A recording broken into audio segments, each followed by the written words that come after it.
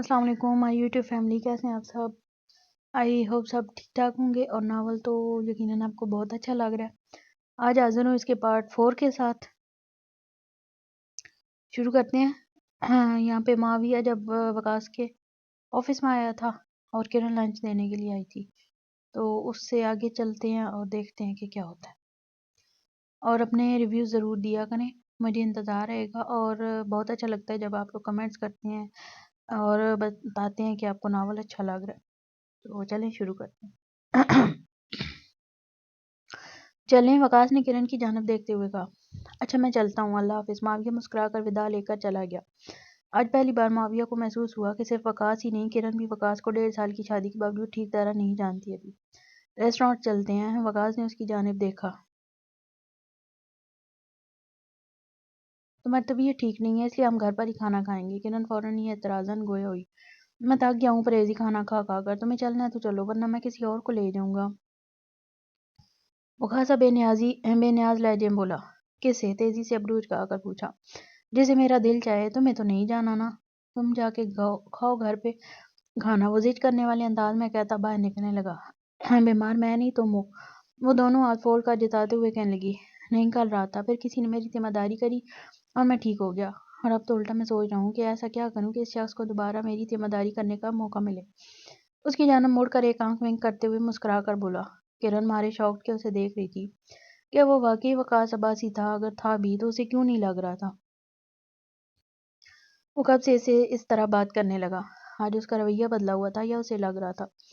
وہ نہیں جانتی، مگر یہ بہت مثبت تبدیلی تھی اس کے نزدیک۔ وہ اپنا پارس اور لنچ باکس اٹھاتے خاموشی سے اس وجیح مرد کے پیچھے ہو لی۔ وہ دونوں کافی وقت بعد ایک ساتھ ریسٹورانٹ میں آئے تھے کھانا کھانے۔ کیا دیکھ رہی ہو وہاں؟ کرن جب سے ریسٹورانٹ میں آئی تھی اس کی نظر سامنے والے ٹیبل پر ٹکی ہوئی تھی۔ وقاص کی سمجھ نہ آیا وہ کیا دیکھ رہی ہے وہاں، کتنا رومانٹک ہے وہ لڑکا۔ اس کی نظر ابھی بھی اس کپل پر جمی تھی۔ وہ مسکرا کر بولی۔ وقاص نے اس کا جملہ سن فوراً ہی اس لڑکے کی جانب دیکھا جو اپنے برابر میں بیٹھی لڑکی کی پلیٹ میں کھانا سرو کر رہا تھا۔ اس خوبصورت نوجوان کو تو ایسی کوئی چیز نظر نہ آئی جسے وہ رومانٹک کہہ سکے۔ کرن کا اس لڑکے کو رومانٹک کہنا وقاص کا دل جلا گیا تھا۔ اپنے وجود میں آگ لگتی محسوس کی۔ اس لڑکے نے آتے ہی پہلے تو اپنی وائف کو فلاور دیا، پھر بڑی محبت سے اس کا ہاتھ پکڑا اور پھر اس کی پلیٹ میں کھانا بھی خود سرو کیا۔ ساتھ ساتھ اسے مسکرا کر دیکھ بھی رہا تھا۔ اور پتہ ہے سب سے بڑی بات، میں نے دیکھا ہے اس نے فش کے پہلے کانٹے نکالے اور پھر اپنی وائف کی پلیٹ میں سرو کیا۔ ہے نا رومانٹک؟ اس کی آنکھیں جگنو کی طرح جگمگا رہی تھیں یہ سب وقاص کو بتاتے ہوئے، اور جو وہ اتنی دیر سے نوٹ کر رہی تھی اس کے نزدیک یہ سب بہت رومانٹک سا تھا، مگر وقاص کی تھیوری اس سے بالکل اپوزٹ تھی۔ ہاں کھانا سرو ہی تو کر رہا ہے، اس میں کیا رومانٹک ہے؟ بلکہ الٹا پتہ چل رہا ہے کہ عورت کتنی کامچور ہے۔ اس کی منطق ہی الٹی ہے ویسے کہ ریسٹورانٹ میں آ کر بھی خود اپنی پلیٹ نہیں بھر پا رہی۔ وقاص کی بات سن کرن کا منہ مارے حیرت سے کھلا۔ بیچاری کا دل چاہ رہا ہوگا کسی دیوار میں سر دے مارے۔ بھلا کوئی اتنا ان رومانٹک کیسے ہو سکتا ہے؟ وہ یہی سوچ رہی تھی اس نوجوان کو دیکھتے ہوئے، پھر افسردگی سے سر جھٹکا اس کی حالت پر۔ اگر تم چاہو تو میں بھی تمہاری پلیٹ میں سرو کر سکتا ہوں، کوئی اتنی بڑی بات نہیں ہے یہ۔ وقاص اس لڑکی کے چہرے کو بغور دیکھ رہا تھا۔ اس کی آنکھوں میں چھائی چمک لمحہ بھر میں مان پڑتی دیکھی تھی اس نے۔ اگر یہ اس لڑکی کی نظر میں رومانٹک ہونا تھا تو وہ یہ کر سکتا تھا، اتنا کوئی مشکل کام تھوڑی تھا یہ۔ بس ایک بات میرے مائنڈ میں آ رہی ہے کہ آپ لوگ بتائیں کہ آپ لوگوں کو بھی یہ لگتا ہے ایسے کہ کرن ٹھیک ہے یا وقاص ٹھیک ہے؟ مطلب بندے کو رومانٹک ہونا چاہیے، کم از کم اتنا تو ہونا ہی چاہیے یا نہیں ہونا چاہیے؟ کمنٹ ضرور کیجیے گا اور بتائیے گا۔ تو چلیں آگے۔ نہیں شکریہ مسٹر وقاص، میں کام چور نہیں ہوں، وہ منہ چڑھا کر بولی، پھر کھانا کھانے لگی۔ ساتھ ساتھ وہ ابھی بھی سامنے والے ٹیبل پر دیکھ رہی تھی۔ کیسے لگتا ہوگا چاہے جانا، وہ عورت کتنی خوش نصیب ہے جس کا شوہر اسے چاہتا ہے، اس کے ناز اٹھاتا ہے، لوگوں کی پرواہ کیے بغیر اپنے ہر عمل سے اپنی محبت کا اس کے لیے اظہار کرتا ہے۔ کرن کو خود علم نہیں ہوا کہ کب وہ سامنے بیٹھی لڑکی کو اس قدر حسرت سے دیکھنے لگی کہ اس کا کھاتے کھاتے ہاتھ رک گیا۔ کرن اسے نہ کھاتا دیکھ وقاص نے اسے آواز دی۔ ہاں وہ آوازوں میں لوٹی تھی۔ ان بیچاروں کے پیٹ میں درد ہو جائے گا، مقابل منہ بسور کر گویا ہوا۔ میں ان کا کھانا نہیں دیکھ رہی، وہ تیزی سے اپنی صفائی میں بولی۔ تو کیا اس لڑکے کو دیکھ رہی ہو ابھی تک؟ مقابل دانت پیستے ہوئے سرخ ہوتے چہرے کے ساتھ پوچھنے لگا۔ اس کی آنکھوں کے آگے کے شعلے نکلتے دیکھ کرن نے اس نوجوان نے محسوس نہیں کیا صرف معاویہ ہی نہیں ہو، وہ اب ہر شخص سے جلنے لگا تھا جس میں کرن ذرا بھی اپنا انٹرسٹ شو کرتی. نہیں، میں تو اس لڑکی کو دیکھ رہی تھی، اس نے سچ کہا تھا. وہ الگ بات ہے کہ مقابل کو یقین نہ آیا. تم لڑکی ہو کر دوسری لڑکیوں کو کیوں دیکھ رہی ہو؟ وہ دل چلے لہجے میں پوچھنے لگا. تو کیا مننا ہے لڑکی ہو کر لڑکیوں کو دیکھنا؟ وہ سمجھ نہیں سکی تھی وقاص کیا بولنا چاہتا ہے، کیوں خواہ اس سے الجھ رہا ہے جبکہ کوئی بات ہے ہی نہیں. اسے اچھا ہے کہ گھر پر ہی کھا لیتے. جل ککڑے انداز میں کہتا وہ کھانا بیچ میں چھوڑ کر اٹھ کر چل دیا تھا. وہ نہیں بتا سکتا اس لڑکی کو، اس کی ساری دلچسپی صرف وہ اپنی جانب مرکوز چاہتا ہے. اس نے سوچ لیا تھا آئندہ اسے کبھی اس طرح کی جگہ پر لائے گا ہی نہیں جہاں ان کے علاوہ بھی لوگ موجود ہوں، کیونکہ اس کی ساری توجہ پر وہ صرف اپنا حق سمجھتا تھا. میں نے تو ابھی کھانا ٹھیک طرح شروع بھی نہیں کیا تھا. وہ ٹیبل پر سجے کھانوں کو دیکھتے ہوئے بولی. کھانا ویسٹ ہو جائے گا یہ سوچ کر اس نے پیک کروا لیا. وہ گاڑی کی جانب آئی تو عمر کی جگہ وقاص کو اپنا منتظر کھڑا پایا. اس نے پہلی بار کرن کے لیے ڈور کھولا. مانا یہ چھوٹا سا عمل تھا اس کی جانب، مگر کرن کو اپنے دل کی دنیا ہلتی محسوس ہوئی.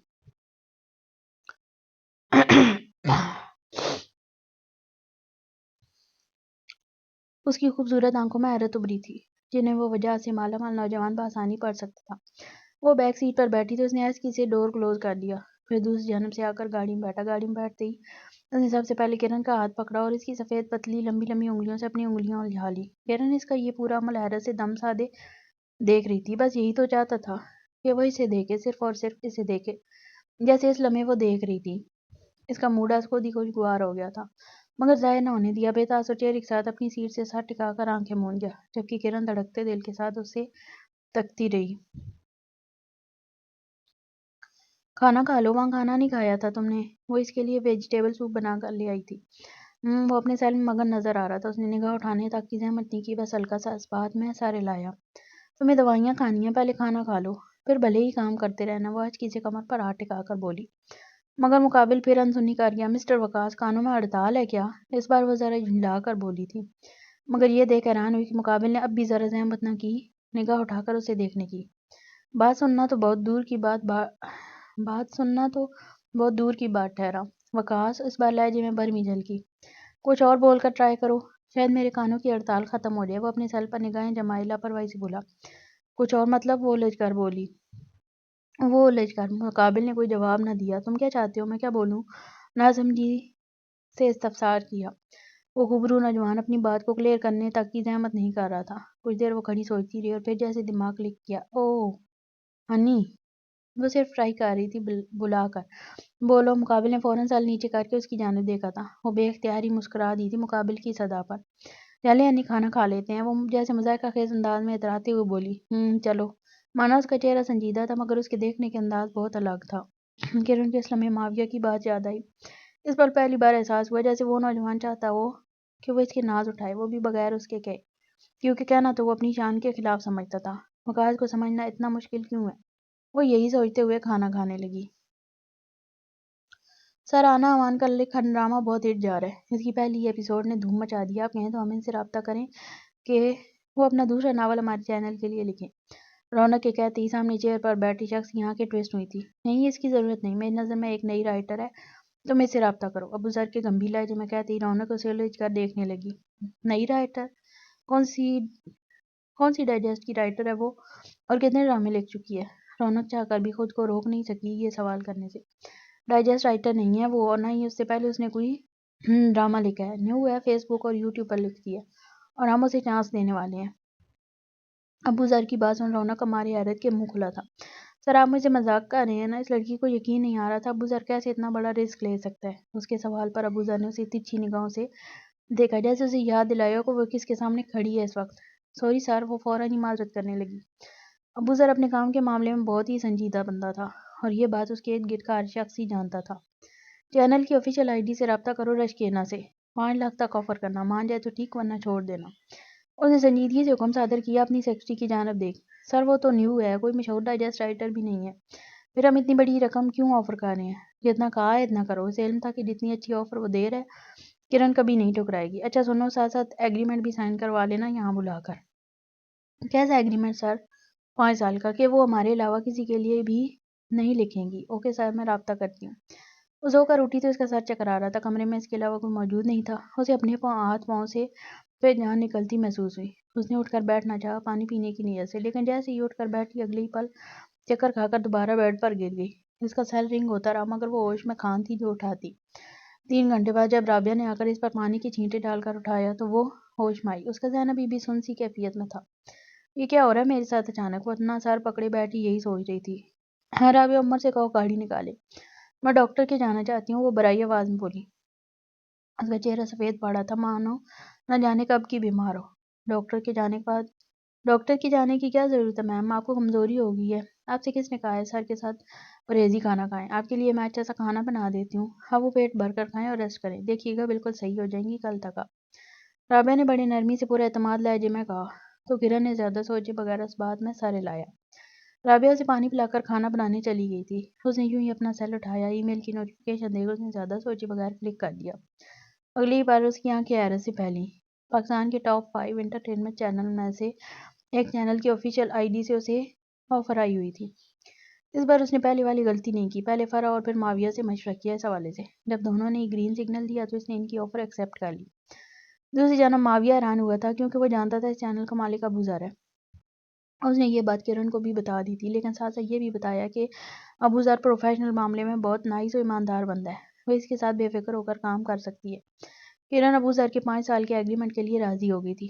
دوسری جانب سلطان صاحب نے نئے ناول کے لیے پھر اس سے رابطہ کیا، اس بار پیسے بھی زیادہ آفر کیے، مگر کرن نے ان کی میل کا جواب تک دینے کی زحمت نہ کی.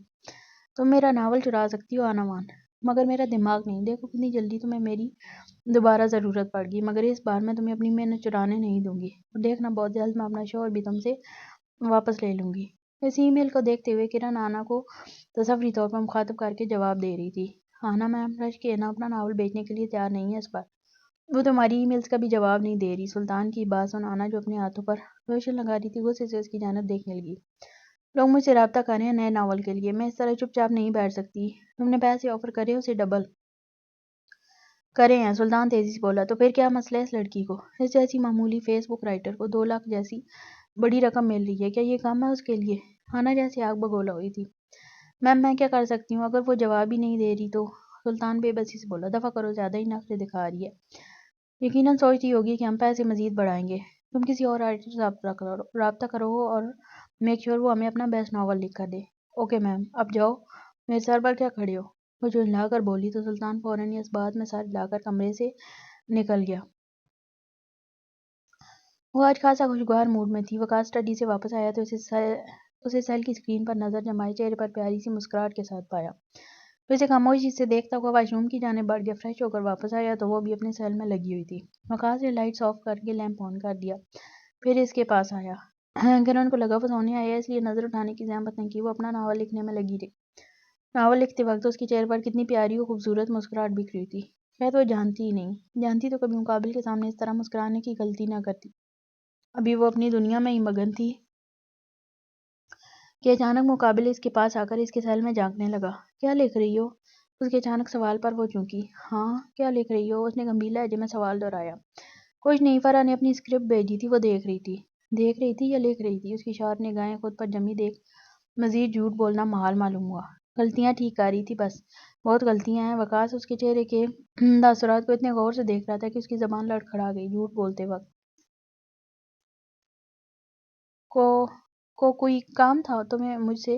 تو تیزی سے اپنا سیل آف کر کے تکیے کے نیچے رکھتے ہوئے استفسار کرنے لگی. ہاں کیا؟ وہ ابروج کہا کر لاپرواہی سے. مقابل اس کے پاس بیٹھ کر محبت کرنی ہے. نئے سنجیدگی سے اسے دیکھتے ہوئے. وہ لڑکی نہیں جانتی کس قدر ہمت جمع کی تھی اس کے سامنے یہ 3 لفظی جملہ ادا کرنے کے لیے.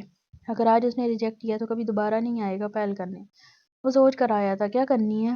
کرن کو لگا اس نے کچھ غلط سن لیا ہے. وہ ناسمجھی سے سفید ٹی شرٹ اور ڈارک گرین پاجامے میں ملبوس خوبصورت نوجوان کو دیکھتے ہوئے پوچھنے لگی. کمرے میں لیمپ کی پیلی مدھم روشنی میں اس کا چہرہ الگ ہی چمک رہا تھا. محبت کرنی ہے، اس بار ڈائریکٹ کہا تھا، بلکہ اس کا نازک بازو پکڑ کر اپنی جانب جھٹکے سے کھینچا. اس اچانک حملے کے سبب وہ اس کے بہت قریب آ گئی تھی، اتنا قریب کہ دونوں کی ناک منس ہوئی. مقابل نے اس لمحے اس کی خوبصورت آنکھوں کو مارے شوق کے پھیلتے دیکھا. اگلی ہی پل وہ اس کے کان سے ہلکے سے اپنے ہونٹ مس کر برائی آواز میں سرگوشی کر دوبارہ اپنا ارادہ بتانے لگا. اس کا جملہ دوبارہ سنتے ہی کرن کے کان مکمل سرخ پڑ گئے تھے، حتیٰ کہ گردن اور چہرہ بھی. کرن نہیں جانتی وہ مغرور اور ناپرست لڑکا بہت مشکل سے اپنی سیلف ریسپیکٹ کو سائڈ میں رکھ کر خود کو اس کے آگے جھکا رہا تھا۔ وجہ یہ نہیں تھی کہ وہ رہ نہیں پا رہا تھا اس کے بغیر، وجہ یہ تھی کہ وہ رہنا نہیں چاہتا تھا اب اس کے بغیر۔ کچھ بولو گی نہیں؟ کچھ ہفتوں سے اس کا رویہ بہت بدلا ہوا تھا جو کرن محسوس کر رہی تھی۔ اس لڑکی کی خاموشی وقاص کو بے چین کرنے لگی۔ کرن کی ٹوڑی پکڑ کر اونچی کر اپنی گہری بولتی آنکھوں میں جھانکنے پر مجبور کرتے وہ برائی آواز میں استفسار کرنے لگا۔ کرن بہت سوچوں میں ڈوبی نظر آ رہی تھی، جیسے اس کی جانب اپنا قدم بڑھانے سے ڈر رہی ہو۔ وقاص نے محسوس کیا کہ اگر اس نے کچھ لمحے اور اسے سوچنے کا موقع دیا تو وہ لڑکی اسے انکار کر دے گی، اور یہ خیال آتے ہی وہ اگلے ہی پل بغیر اس کا جواب سنے اس پر جھک گیا۔ کچھ ثانیوں تک اس لڑکی کی جانب سے احتجاج ہوا، مگر آہستہ آہستہ وہ مان پڑنے لگی۔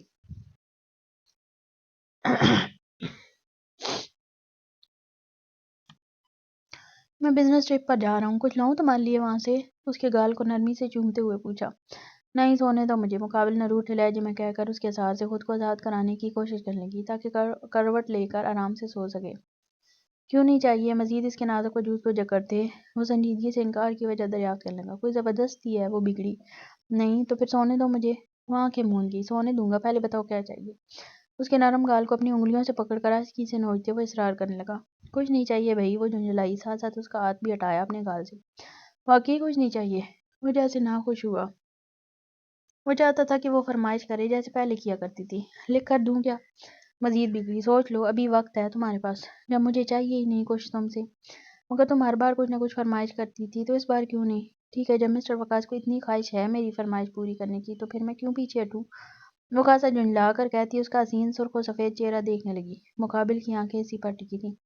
مجھے نا ایک نیکلس چاہیے، اس میں روبی لگے ہوں، وہ بھی بڑے بڑے، جو میری پوری گردن کو ڈھانک دیں، اور ان روبی کے درمیان وائٹ ڈائمنڈ کا کام ہوا وہ۔ اوکے، اور کچھ؟ اور ہاں بالکل، اس کی چین پتلی سی نہ ہو، موٹی ہو، اتنی موٹی کم از کم۔ وہ ہاتھوں کا اشارہ کر کے دکھانے لگی۔ مطلب جتنی موٹی اتنی اچھی، پیاری لگے گی نا، گلے میں نظر آئے گا کچھ پہنا ہوا ہے۔ اوکے، اور کچھ؟ کرن کو لگا یہ بہت ہے، نہیں بلکہ اوور ہو چکا ہے، مگر وقاص ابھی بھی بے تاثر چہرے کے ساتھ پوچھ رہا تھا۔ نہیں بس بہت ہے۔ وہ شرمندہ سی ہوئی تھی۔ میں مذاق کر رہی تھی، مجھے نہیں چاہیے۔ اگلے ہی لمحے وہ سنجیدگی سے گویا ہوئی۔ مگر وقاص نے ابھی بھی کچھ نہ کہا۔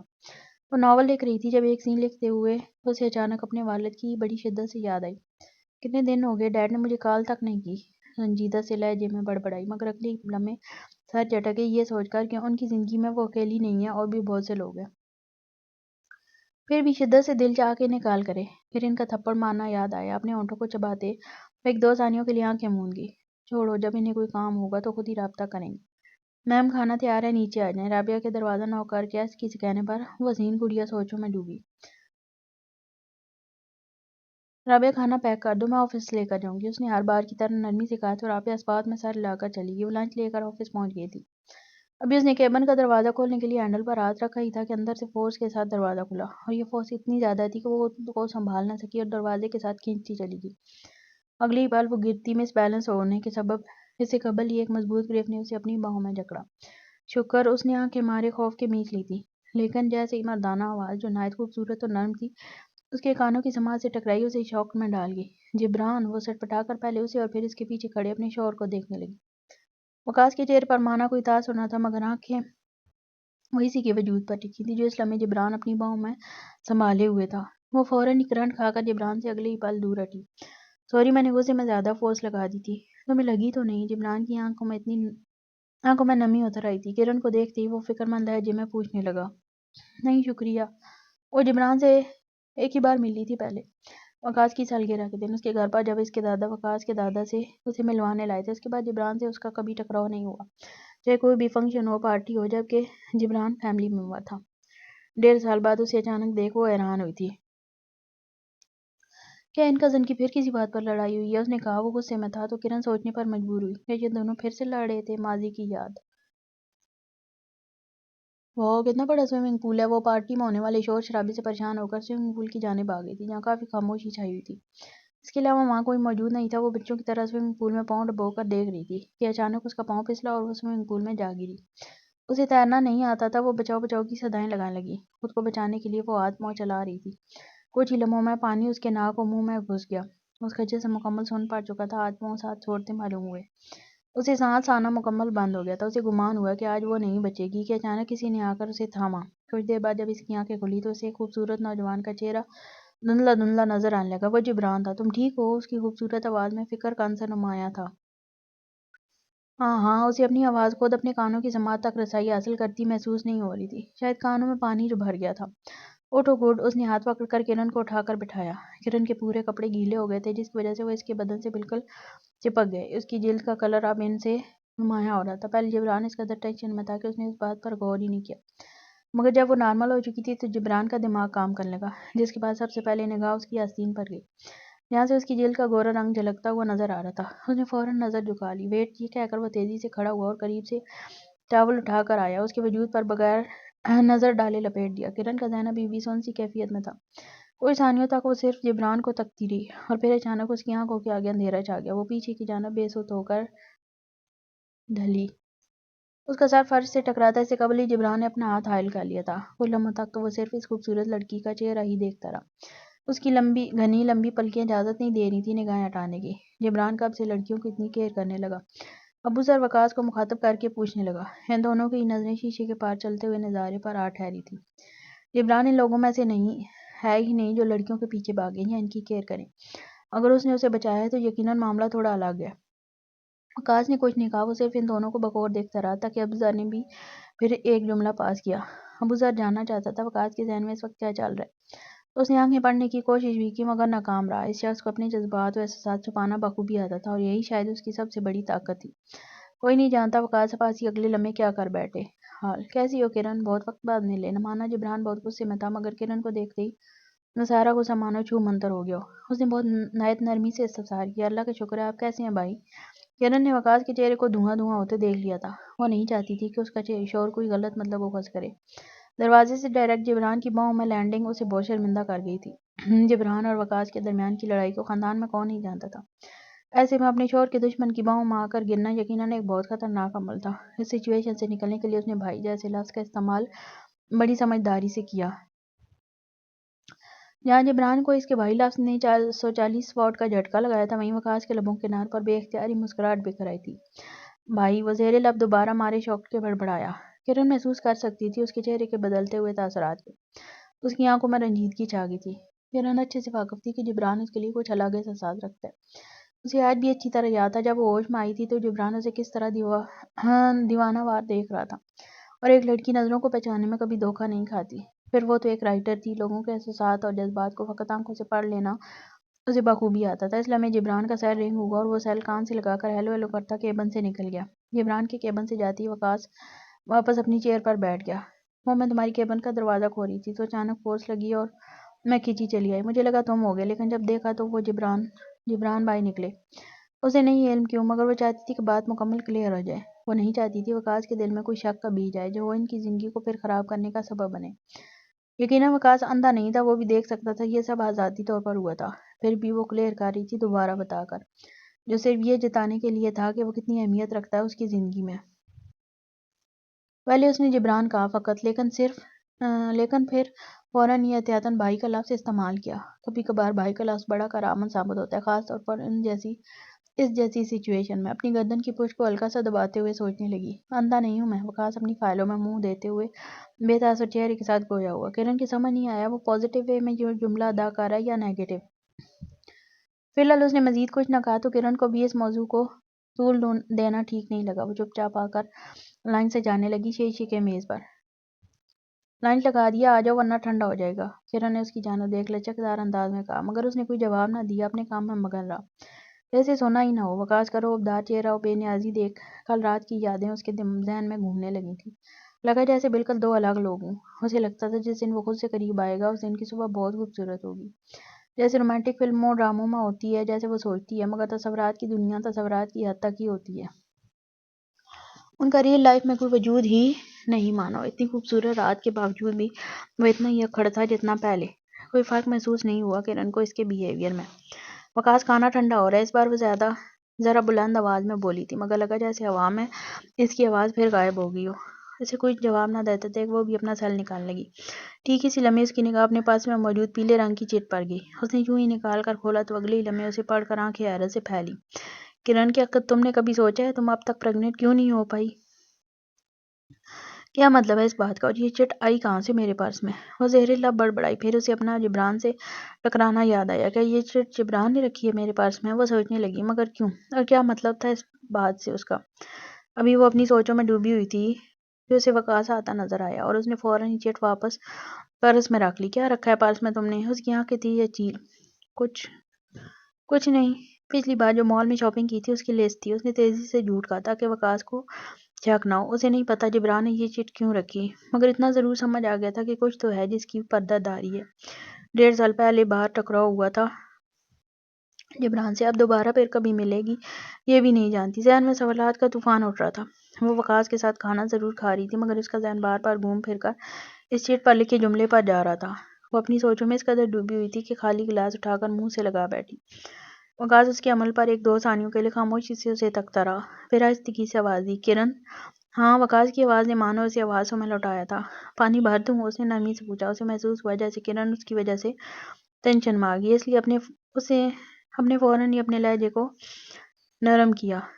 ہاں، وہ غصہ تھا؟ نہیں، غصہ تو بہت چھوٹا سا لفظ ہے اس فیلنگ کے آگے جو اس لمحے اس نے محسوس کی تھی جب جبران کی باہوں میں اس نے اپنی بیوی کو گرتے دیکھا۔ دنیا میں سب سے زیادہ نفرت اسے جبران سے ہی تو تھی، اتنی نفرت کہ اس کا کوئی بیان ہی نہیں۔ وہ واقف تھا کہ کرن کی غلطی نہیں ہے اس سارے معاملے میں، مگر پھر بھی وہ اپنے دل کا کیا کرے جو ابھی تک سکون نہیں پا رہا تھا۔ کہاں؟ وہ لج کر پوچھنے لگی۔ اس کا ذہن ابھی بھی تک کام نہیں کر رہا تھا ٹھیک طرح۔ تمہارے خالی گلاس میں، اس کے کہتے ہی کرن نے اپنے ہاتھ میں پکڑا گلاس دیکھا۔ اوہ ہاں، تھوڑا سا، وہ آہستگی سے بولی۔ وہ لنچ باکس سمیٹ کر گھر جانے کے لیے اٹھنے لگی تو وقاص نے اسے روکا۔ ویٹ، ساتھ چلتے ہیں، بس تھوڑا سا کام نپٹا لوں۔ اوکے، وہ اس کا انتظار کرنے کے لیے تیار تھی۔ ویسے بھی گھر پر ایسا کوئی کام نہیں تھا جس کے لیے وہ جلد بازی کرے۔ 2 گھنٹے لگے اس حسین نوجوان کو وہ تھوڑا سا کام نپٹانے میں، مگر کرن نے کوئی شکایت نہ کی۔ وہ اپنے سیل پر ناول لکھنے میں مگن رہی۔ چلیں، وہ اپنے ناول کی دنیا میں اتنی مگن تھی کہ 2 گھنٹے گزر جانے کا اسے کوئی احساس ہی نہ ہوا۔ جب وقاص کو لگا تھا کہ وہ غصہ ہو چکی ہوگی اب تک۔ ناول لکھنے کے بعد اب وہ کافی اچھا محسوس کر رہی تھی، جیسے ناول نہیں، کوئی سکون کی دوائی ہو۔ وقاص اور وہ ساتھ ہی آفس سے نکلے۔ ان دونوں کو آتا دیکھ عمر نے تیزی سے گاڑی کا ڈور مسکراتے ہوئے کھولا۔ چابی مجھے دے دو۔ اس نے عمر سے چابی لے لی، جس کا مطلب صاف تھا کہ وہ خود ڈرائیو کرنے والا ہے۔ Okay sir. وہ اسے چابی دے کر فوراً ہی وہاں سے چلا گیا۔ بیک سیٹ کا ڈور آف کر اس نے کرن کے لیے پیسنجر سیٹ کا ڈور اوپن کیا۔ اس نوجوان کو نہیں معلوم جب وہ اس طرح اس کے لیے ڈور کھولتا تھا تو وہ اصل میں ڈور نہیں کھول رہا ہوتا، وہ تو اس کے دل میں بندی گیروں کو کھو رہا ہوتا تھا، جن کے بعد وہ خود کو مزید اس کی جانب راغب ہوتا پاتی تھی۔ ڈرائیونگ سیٹ پر بیٹھتے ہی اس نے پہلا کام کیا گاڑی سٹارٹ کرنے کا نہیں کیا، بلکہ کرن کا نازک ہاتھ تھامنے کا کیا تھا۔ اس کا یہ عمل کرن کو بلش کرنے پر مجبور کر گیا تھا۔ وہ کرن کو ریسٹورانٹ لے آیا کیونکہ وہ دیکھ چکا تھا کرن نے ٹھیک طرح کھانا نہیں کھایا۔ ریسٹورانٹ؟ مگر ہم نے تو ابھی کھانا کھایا ہے، وہ تیزی سے بولی، مگر مقابل نے کوئی جواب نہ دیا۔ چپ چاپ گاڑی سے اتر کر اس کی سائیڈ آ کر ڈور کھولا۔ ابھی وہ گاڑی سے اتر کر کھڑی ہوئی تھی کہ سامنے سے ایک نوجوان آتا نظر آیا، جسے دیکھ اس کی آنکھیں چمکی۔ مسٹر معاویہ۔ وقاص گاڑی کا ڈور کلوز کر رہا تھا جب اس کی سماعت سے یہ نام ٹکرایا۔ پہلے جبران اور اب معاویہ۔ اس نے آنکھیں زور سے میچی۔ اوہ، کیا خوبصورت اتفاق ہے، معاویہ نے بے دھڑک کہا تھا اس حسین گڑیا کو دیکھ۔ تم دونوں بھی یہاں کھانا کھانے آئے ہو؟ اس نے وقاص کی جانب مسافے کی نیت سے ہاتھ بڑھا کر نرمی سے پوچھا۔ نہیں، کچھ وصولنے آئے ہیں، سمجھ نہیں آ رہی۔ چلو کرن، واپس چلتے ہیں۔ وہ واقعی کرن کو وہاں سے لے جانا چاہتا تھا۔ سنجیدگی سے کہتے وہ تیزی سے مڑا۔ وقاص، کبھی کبھار وقاص اسے حیران کر دیتا تھا۔ بھلا یہ کون سا طریقہ اپنے بچپن کے دوست سے ملنے کا؟ وہ خود کو معاویہ کے سامنے شرمندہ ہوتا پا رہی تھی۔ اس نے فوراً ہی وقاص کو گھوری سے نوازتے ہوئے پکارا۔ یہ مذاق کر رہے ہیں؟ کرن نے جیسے بات سنبھالی ہو۔ معاویہ نے مکمل اگنور کیا تھا وقاص کے رویے کو۔ وہ پہلے کی طرح وقاص سے اپنی دوستی کو اچھا کرنا چاہتا تھا، بس یہی ایک طریقہ تھا اس کے نزدیک کرن کے ساتھ ہونے والی ڈومیسٹک وائلنس کو روکنے کا۔ اسے یقین تھا جب وہ پہلے کی طرح وقاص کا دوست بن کر کرن کے متعلق اس سے بات کرے گا تو وہ سمجھے گا اس کی بات کو۔ اسے امید تھی شاید بات کرنے کے بعد اس کے رویے میں تبدیلی آ جائے کرن کے لیے۔ پتہ ہے مجھے، میں وقاص کی نیچر کو بہت اچھے سے جانتا ہوں، معاویہ نے مسکرا کر جواب دیا۔ آپ ہمیں جوائن کرنا چاہیں گے؟ کرن کی دعوت دیتے ہی وقاص نے حیرت سے اسے دیکھا۔ وہ دعوت دے ہی چکی تھی تو وہ کیا کر سکتا تھا سوائے دل میں کوڑنے کے۔ اس نے اپنے 4 گھنٹوں کا کام 2 گھنٹوں میں اس لیے نہیں نپٹایا کہ معاویہ کے ساتھ بیٹھ کر کھانا کھائے۔ وہ صرف اپنی بیوی کے ساتھ وقت گزارنا چاہتا تھا، مگر شاید آج یہ اس کے نصیب میں ہی نہیں تھا۔ نہیں، اٹس اوکے، ہم نہیں۔ اٹس اوکے، معاویہ نے فوراً انکار کیا۔ ارے کیوں نہیں، ویسے بھی مجھے آپ کا شکریہ ادا کرنا تھا۔ اچھا ہے، آج میری طرف سے ٹریٹ انجوائے کریں۔ ہاں، اگر آپ کے ساتھ کوئی لڑکی آئی ہوتی تو الگ بات ہے، کرن نے آخری جملہ چھیڑتے ہوئے کہا۔ اس کی آنکھیں شرارت چلکا رہی تھی، جنہیں معاویہ نے ایک لمحے کے لیے حسرت سے دیکھا اور پھر تیزی سے نظر جھکا گیا۔ نہیں، ایسی کوئی بات نہیں ہے، تو پھر چلیں؟ کیوں وقاص؟ بولو نا، اپنے دوست تھے۔ اس کے دل میں کوئی اور نہیں تھا، اس لیے وہ وقاص کے سامنے بھی دوستانہ انداز میں بات کر رہی تھی، جس طرح اس کے پیچھے کرتی تھی۔ ہاں بالکل، کرن جب بھی مارکیٹ جاتی ہمیشہ یہی کہتی کہ اسے معاویہ کے لیے کچھ خریدنا ہے، شکریہ ادا کرنے کے طور پر۔ وقاص نے سوچا آج یہ شکریہ ادا کروا ہی دے تاکہ جان چھوٹے، تاکہ کرن دوبارہ پھر کبھی اس کے علاوہ کسی کے لیے کچھ خریدنے کا سوچے ہی نہیں۔ معاویہ کبھی ان کے ساتھ ڈنر نہ کرتا اگر وقاص اس سے نہ کہتا۔ اوکے، اس نے مسکراتے ہوئے دعوت قبول کر لی۔ وقاص بہت کم گو تھا، اس لیے کرن اور معاویہ ہی باتیں کرتے رہے۔ وہ نہیں جانتی اس کا معاویہ سے یوں باتیں کرنا وقاص کو زہر معلوم ہو رہا تھا۔ شکریہ اتنے اچھے ڈنر کے لیے، اب مجھے اجازت دیں، میرا کلائنٹ میرا انتظار کر رہا ہوگا۔ میری گاڑی خراب ہو گئی تھی رستے میں، تو اس لیے مجھے ٹیکسی لینی ہے، تھوڑا وقت لگ جائے گا یہاں سے ٹیکسی ملنے میں بھی، تو اس لیے مجھے جلدی نکلنا ہوگا۔ معاویہ نے مسکراتے ہوئے الوداع لینا چاہی۔ پریشان کیوں ہو رہے ہو؟ وقاص آپ کو ڈراپ کر دے گا؟ کیوں وقاص؟ اس نے ابرو اچکا کر وقاص کی جانب دیکھتے ہوئے پوچھا۔ پریشان ہونے کی کیا بات ہے، میں چلا جاؤں گا۔ ارے وقاص چھوڑ دے گا نا آپ کو؟ کرن کے اصرار پر معاویہ راضی ہو گیا تھا۔ وقاص کے چہرے پر کوئی تاثر نہیں تھا، اس لیے معاویہ کو نہیں محسوس ہوا کہ اسے بری لگی ہے یہ بات۔ معاویہ بیک سیٹ پر بیٹھا تھا، گاڑی سٹارٹ کرنے سے پہلے وقاص نے پھر کرن کا ہاتھ تھاما۔ معاویہ یہ دیکھ فوراً کھڑکی سے باہر دیکھنے لگا، اس کا دل شدید بھاری ہو رہا تھا۔ کرن سے محبت دانستہ طور پر تو نہ کی تھی اس نے، اگر علم ہوتا کہ وہ وقاص کی بیوی ہے تو کبھی اس کی جانب دیکھتا تک نہیں، مگر اب تو ہو گئی تھی، وہ بے بس تھا اس معاملے میں۔ اس کی آنکھیں سرخ ہونے لگی تھی، اپنے دل کو شدید اذیت میں پا رہا تھا وہ۔ مجھے ٹیکسی لے لینی چاہیے تھی، وہ جیسے پچھتا رہا تھا اب، جبکہ کرن شرمندگی کے سبب فوراً ہاتھ کھینچ گئی تھی۔ وقاص معاویہ، اس نے بہت آہستگی سے کہا تھا اور پھر مسکرا دی۔ جہاں اس کا چہرہ شرمندگی سے لال ہو رہا تھا، وہیں وقاص کا غصے سے سرخ پڑا۔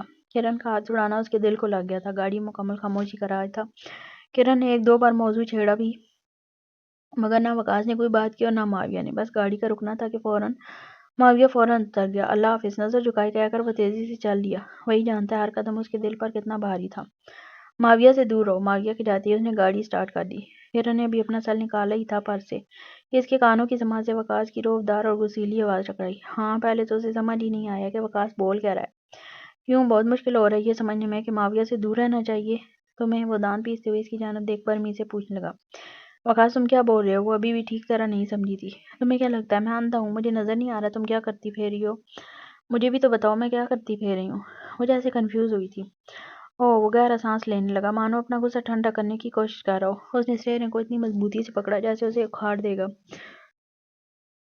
فی الحال معاویہ سے دور رہو، یہ میری لاسٹ وارننگ ہے تمہیں۔ وہ کوئی عام لڑکا نہیں ہے، اس کا باپ اربوں خربوں پتی ہے اور وہ ان کی واحد اکلوتی اولاد ہے۔ تمہیں پتہ ہے اس کا رشتہ کس کے لیے اٹھا ہے؟ میری بہن کے لیے، اس لیے اپنا فیوچر اس کے ساتھ دیکھنا بند کرو۔ کرن، اس نے ایک ایک لفظ جتا جتا کر ادا کیا تھا۔ اس کا مغرور لہجہ کرن کو اپنی شدید تذلیل معلوم ہوا اور آخری جملے نے تو جیسے اس کے منہ پر تماچا رسید کر دیا۔ شٹ اپ وقاص عباسی، شٹ اپ۔ وہ پہلے تو ادھر ادھر دیکھ لگی کچھ مل جائے، جب اسے کچھ نظر نہ آئے تو اس نے اپنا سیلی اٹھا کر وقاص کے منہ پر دے مارا، ساتھ ساتھ زخمی شیرنی کی طرح زور سے داڑھی۔ کیوں کہ مقابلے سے اچانک حملے کے لیے تیار نہ تھا تو سیل آ کر ڈائریکٹ اس کے منہ پر لگا۔ ایک کرا بے ساختہ ہی نکلی تھی۔ کرن، سیل اس کے ہونٹ اور چہرے پر لگا تھا، اس کے ہونٹوں سے فوراً ہی خون نکلنے لگا۔ وہ غصے سے چنگاڑا۔ تم نے مجھے سمجھ کیا رکھا ہے مسٹر وقاص؟ تمہیں کیا لگتا ہے میں معاویہ کے ساتھ؟ چھی، شرم آنی چاہیے تمہیں۔ تمہیں لگتا ہے میں تمہاری بہن کا منگیتر چرانے کی کوشش کر رہی ہوں؟ مطلب دنیا کے سارے مرد مر گئے ہیں جو مجھے تمہارا ہی دوست ملا ہے؟ تم نہایت ہی ایک گندی سوچ کے مالک ہو، اور مجھے پچھتاوا ہو رہا ہے اس وقت تمہاری بیوی ہونے پر۔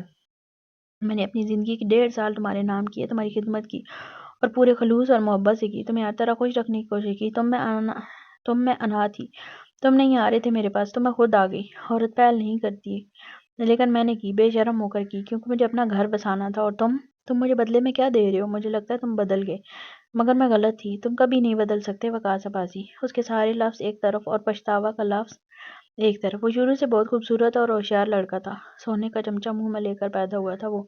لڑکیاں مرتی تھی اس کے لیے، مگر وہ کسی کو گھاس تک نہیں ڈالتا تھا، چاہے لڑکی کتنی بھی خوبصورت ہو۔ اکثر لوگ اش اش کرتے ہوئے کہتے بڑی خوش نصیب ہوگی وہ عورت جسے تم ملو گے۔ وہ بھی کبھی کبھار یہی سوچا کرتا کہ جس عورت سے وہ شادی کرے گا وہ ناز کرے گی اپنی قسمت پر، مگر آج جسے وہ ملا وہ پچھتا رہی تھی۔ یہ تذلیل کا وہ کرارا تمانچہ تھا جو اس کی روح تک نے محسوس کیا۔ وہ چلتی گاڑی سے اترنے لگی تھی، وقاص نے اچانک بریک لگایا۔ گاڑی کے رکتے ہی وہ آسانی سے اتر گئی، وقاص نے بھی اسے نہ روکا۔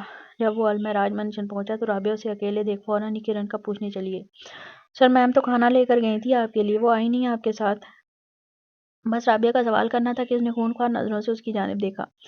اس کی نظروں نے مانو جما کر رکھ دیا تھا رابعہ کو۔ اسے اپنی پیشانی پر پسینہ آتا محسوس ہوا۔ اس نے سرخ اور سفید چہرہ دیکھ سارے ملازمین سانس روک کے کھڑے تھے۔ وہ فوراً ہی اپنی اسٹڈی کی جانب بڑھ گیا۔ جب کافی دیر بعد اس کا غصہ ٹھنڈا ہوا تو اس نے فرح کو کال کی، یہ جاننے کے لیے کہ کرن اس کے گھر پہنچی ہے یا نہیں۔ ہیلو نیو نمبر سے کال آتی دیکھ فرح پہلے ہچکچائی کال اٹھانے میں، مگر پھر ریسیو کر لی۔ کرن تمہارے ساتھ ہے؟ سر لہجے میں پوچھا۔ ہاں مسٹر وقاص، جیسے وہ کنفرم کر رہی ہو۔ میں نے پوچھا کرن تمہارے ساتھ ہے؟ اس نے فرح کے سوال کا جواب دینے کی زحمت کیے بغیر اپنا سوال سختی سے دہرایا۔ اس کی ایک رخت کی بھری آواز ہی کافی تھی یہ بتانے کے لیے کہ وہ وقاص عباسی ہے۔ نہیں، میں تو آفس میں لیٹ نائٹ ڈیوٹی کر رہی ہوں آج، اور اپارٹمنٹ کی چابی میرے پاس ہے۔ تو کرن بغیر میری چابی کے تو اپارٹمنٹ میں نہیں جا سکتی۔ اس کا جواب سن وقاص فکر مند ہو گیا تھا۔ مزید کچھ کہے اس نے کال ڈسکنیکٹ کر دی، پھر تیزی سے عمر کو کال کی۔ پھر عمر پتہ کرو کرن کہاں ہے۔ 5 منٹ بعد جب عمر نے کال کی تو بتایا کہ کرن کے سیل کی لوکیشن تو اس کی گاڑی کی آ رہی ہے، جس وقت پارکنگ میں موجود ہے۔ تب جا کر وقاص کو یاد آیا کہ اس نے اپنا سیل کھینچ کر اس کے منہ پر مارا تھا جو نیچے گر گیا تھا، یعنی کرن کے پاس سیل تک نہیں تھا جب وہ گاڑی سے نکلی۔ اف، اس نے اپنا سر پکڑا تھا۔ وہیں دوسری جانب کرن کا دل بری طرح ٹوٹا تھا وقاص کے الفاظ سن۔ اس کے ساتھ جملوں نے مانا چھلی کر دیا اور روح کو۔ کتنی گری ہوئی عورت سمجھتا تھا وہ اسے۔ وہ چاہ کر بھی خود کو روک نہیں پا رہی تھی رونے سے۔ پہلے اسے لالچی سمجھتا تھا، کیا یہ کم تھا کہ اب ایک کریکٹرلیس عورت بھی سمجھنے لگا ایسے آدمی کے ساتھ کوئی عورت کیسے رہ لے جو اس کے کردار پر ہی انگلی اٹھائے۔ موٹے موٹے آنسو آنکھوں میں باہر آئے تھے، جس کے سبب سامنے کا منظر اب دھندلا دھندلا نظر آنے لگا، مگر وہ پھر بھی چلی جا رہی تھی۔ کرن اچانک سے اسے جانی پہچانی آواز پیچھے سے آتی محسوس ہوئی۔ اس نے اپنے آنسو ہاتھوں سے بے دردی سے پوچھ کر پیچھے مڑ کر دیکھا تو سامنے ابو ذر کو کھڑا پایا۔ تم رو کیوں رہی ہو؟ وہ دوستانہ انداز میں پوچھنے لگا۔ نہیں، آنکھوں میں کجرا چلا گیا تھا، وہ نظریں چراتے ہوئے بولی۔ ابو ذر چلو بھی۔ اچانک گاڑی کا دروازہ کھلا اور ایک خوبصورت سی لڑکی نکل کر آئی جو ابو ذر کو چلنے کا کہہ رہی تھی۔ چل رہے ہیں ویٹ، ابو ذر نے مسکرا کر اس کی جانب دیکھ کر کہا۔ ہاں، یہ اتنی رات کو چہل قدمی کرنا سیف نہیں ہے۔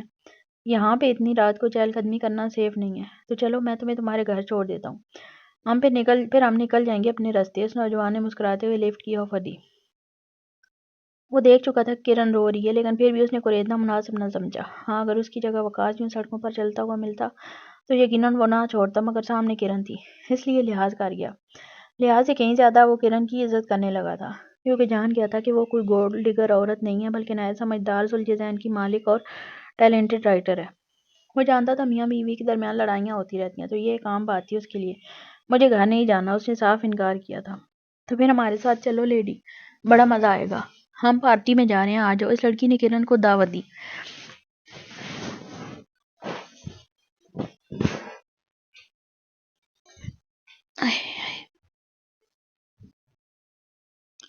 کیا ہو گیا؟ یہ میرے دوست کی وائف ہے۔ ابو ذر نے اسے جتا کر آنکھوں ہی آنکھوں میں شٹ اپ کی کال دی۔ تو کیا تمہارے دوست کی وائف کو پارٹی میں جانا الاؤ نہیں ہے؟ وہ خوبصورت لڑکی احتجاجاً بولی۔ تمہارا موڈ مجھے آف لگ رہا ہے، اس لیے تمہیں میرے ساتھ چلنا چاہیے، بہت مزہ آئے گا لیڈی۔ ساتھ ساتھ وہ کرن کی جانب دیکھ گویا ہوئی۔ تم گاڑی میں بیٹھو جا کر زوبیا، اس بار ابو ذر وارننگ آمیز لہجے میں بولا۔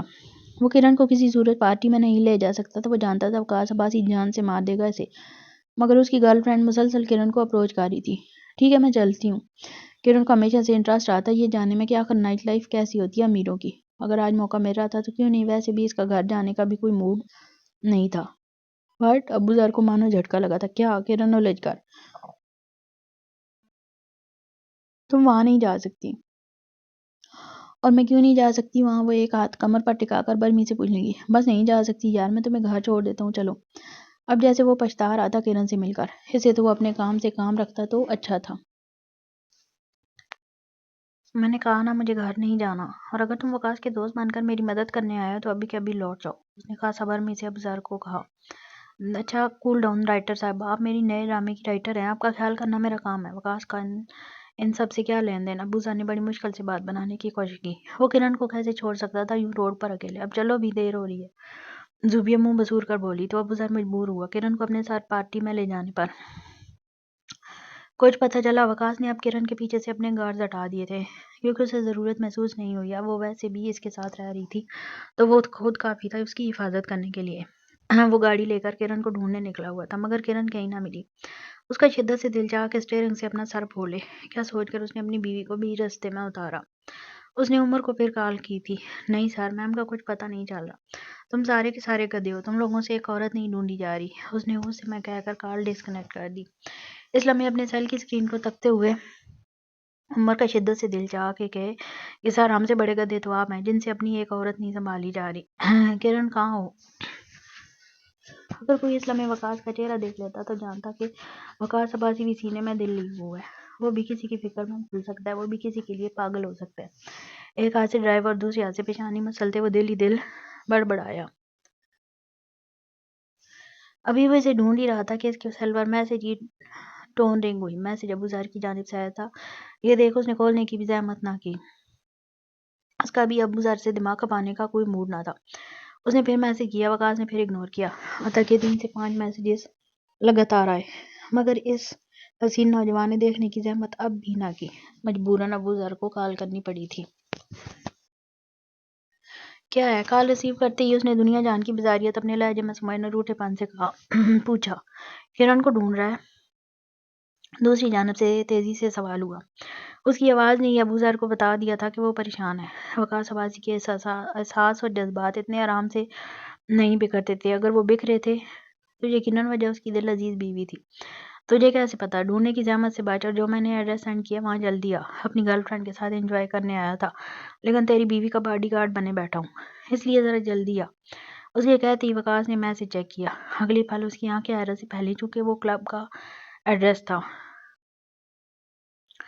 تو میری بیوی کو کلب لے کر گیا ہے؟ اس کی آواز میں بھرا غصہ ابو ظہر کو الرٹ کر گیا تھا کہ اب اس کی شامت آنی ہے۔ میں نہیں لے کے آیا، وہ خود آئی ہے میری نیو گرل فرینڈ کے ساتھ۔ میں تو اسے خود یہاں دے کر شاکڈ ہوں۔ ابو ظہر نے ساری ٹوپی اپنی گرل فرینڈ پہ ڈال دی تھی۔ بس یہی ایک راستہ تھا اس کا وقاص سے خود کو بچانے کا۔ اس کے پاس سے ہلنا نہیں، میں آ رہا ہوں۔ ہاں ہاں جلدی آ۔ ابو ظہر نے کال ڈسکنیکٹ ہونے کے بعد سیل اپنی پاکٹ میں رکھا۔ وقاص گاڑی کو اڑاتا ہوا کلب پہنچا تھا۔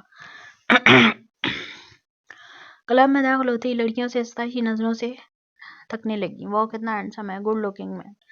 یہ تو وقاص عباسی ہے نا، میں نے اسے ٹی وی پر دیکھا تھا۔ ہاں یہ وہی ہے، ریل میں تو اور زیادہ ہینڈسم ہے یار، مجھے تو چاکلیٹی سا لگا۔ To hot. اس کے کلب میں داخل ہوتے ہی چہمگوئیاں شروع ہو چکی تھیں، اور کیوں کرنا ہوتی، وہ کوئی عام شخص تھوڑی تھا۔ اسے نہیں یاد وہ آخری بار کلب کب آیا تھا۔ اس وجہ سے مالا مال نوجوان کی آنکھیں صرف اپنی بیوی کو ڈھونڈ رہی تھیں۔ کرن کاؤنٹر کے پاس اسے اپنی بیوی بھی بیٹھی نظر آئی، پھر اس کی نظر برابر میں بیٹھے ابو ظہر پر گئی۔ ابو ظہر کے پاس ہی ایک لڑکی کھڑی تھی جو مسلسل اس کے کان میں باتیں کر رہی تھی۔ تم؟ اسے دیکھتے ہی کرن نے پہلے غصے سے اسے اور پھر اگلی نظر ابو ظہر پر ڈالی۔ ابو ظہر نے وہاں سے کھسکنے میں ہی اپنی عافیت جانی۔ تمہیں پتہ ہے اس وقت تم کہاں پر ہو؟ وہ مشکل اپنے غصے کو قابو کر وہ حسین نوجوان دانت پیستے ہوئے پوچھنے لگا۔ اس کا سوال سن کر بھی مکمل اگنور کر اس نے چہرہ دوسری سمت موڑ لیا۔ غصہ دکھانے کا بھی موقع میل ہوتا ہے کرن؟ اس کی ٹھوڑی کو پکڑ کر وہ واپس اپنی جانب فورس کے ساتھ موڑتے ہوئے ایک ایک لفظ چبا چبا کر انگار بھری آنکھوں سے اسے دیکھتے ہوئے گویا ہوا۔ اس کے نزدیک وہ ایسی جگہ تھی جہاں اسے ہونا نہیں چاہیے تھا۔ وہ آج تک اسے اپنے سوشل گیدرنگ میں لے کر نہیں گیا، کیونکہ وہ جانتا تھا کہ وہاں کیسے لوگ ہوتے ہیں۔ اکثر لوگ اپنی گیدرنگ کے لیے الگ سے لڑکیاں رکھتے ہیں، مگر اس نے یہ بھی کرنے کی زحمت کبھی نہ کی۔ وہ اکیلے ہی چلے جایا کرتا تھا۔ جب اسے کبھی گیدرنگ میں لے جانا پسند نہ کیا تو پھر یہ تو کلب تھا۔ کرن نے جب اس کی شعلہ بار آنکھیں دیکھی تو وہ ڈر گئی، مگر اگلے ہی لمحے اس کی نگاہ اس کے سرخ زخمی ہونٹ پر گئی۔ یہ اسی کا کارنامہ تھا۔ اب خیال آیا موبائل کتنی زور سے لگا ہوگا اسے۔ 1-2 ثانیوں کے لیے وہ گلٹ میں مبتلا ہوئی، مگر پھر اس ستم گر کے سخت الفاظ یاد آئے اور وہ سارا گلٹ 2 منٹ میں چھو منتر ہو گیا۔ دفعہ ہو، میں شکل بھی نہیں دیکھنا چاہتی تمہاری۔ ویسے بھی میں ایک کریکٹر لیس عورت ہوں، تو میرے لیے یہ جگہ بہترین ہے۔ اچھا نیا بکرا مل جائے گا۔ ابھی وہ چوٹ کرنے کی نیت سے زبان کے تیز تیر چلا ہی رہی تھی کہ مقابل نے اس کے جوڑے بنے بالوں میں ہاتھ ڈال کر جڑ سے پکڑ کر جھنجھوڑا۔ تیش کے عالم میں دھواں دھواں ہوتے چہرے کے ساتھ اس کی آنکھوں میں اکناس دیکھتے ہوئے کہا، میں تمہیں غصے میں بھی اجازت نہیں دیتا کرن کہ اپنے لیے اس طرح کے الفاظ استعمال کرو، سمجھی؟ کرن کو ایک لمحے کے لیے لگا کہ آنکھوں سے ہی جلا دے گا اسے۔ اتنا غصہ، اتنی غضبناک آنکھیں۔ اس لڑکی کے ہونٹ لرزنے لگے تھے، بالوں کی جڑیں کھینچنے کے سبب درد کی شدید لہر اٹھی۔ 1-2 ثانیوں تک وہ اسے خاموشی سے تکتی رہی، کچھ نہ کہا، جیسے غصہ پینے کی کوشش کر رہی ہو۔ عجیب آدمی تھا، خود چاہے کچھ بھی بول دے، مگر اسے اجازت نہیں دے رہا تھا خود کو برا کہنے کی۔ بال چھوڑ دو گے میرے؟ مجھے تکلیف ہو رہی ہے۔ اس کی آنکھوں میں آنسو بھر آئے تھے۔ اس نے آہستگی سے کہا، جیسے ہتھیار ڈال دی ہوں اس ستمگر کے سامنے۔ زور دونوں سجی آنکھوں سے چھلکتے آنسو الگ ہی طلسم برسا رہے تھے، گویا اسے اپنی جانب کھینچ رہے ہوں۔ بغیر کچھ کہے اس نے آہستگی سے بالوں کی جڑوں کو اپنی پکڑ سے آزاد کیا۔ مانا ابو ذر دور کھڑا تھا مگر اس کی نگاہ ان دونوں میاں بیوی پر ہی ٹکی تھی۔ جو وقاص عباسی کو جمنے پر مجبور کر دے وہ مخلوق عام نہیں ہو سکتی۔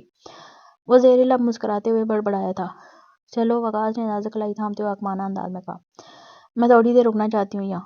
وہ یہاں بے مقصد نہیں آئی تھی، اپنے ناول کے لیے مشاہدہ کرنے آئی تھی، امیروں کی نائٹ لائف کا۔ مانا اس کی آواز نرم تھی اب لیکن اس کے لہجے میں ابھی بھی غصہ تھا۔ اس کی لمبی سفید خوبصورت انگلیوں سے اپنی انگلیاں الجھا کر خاموشی سے سامنے کھڑا ہو گیا۔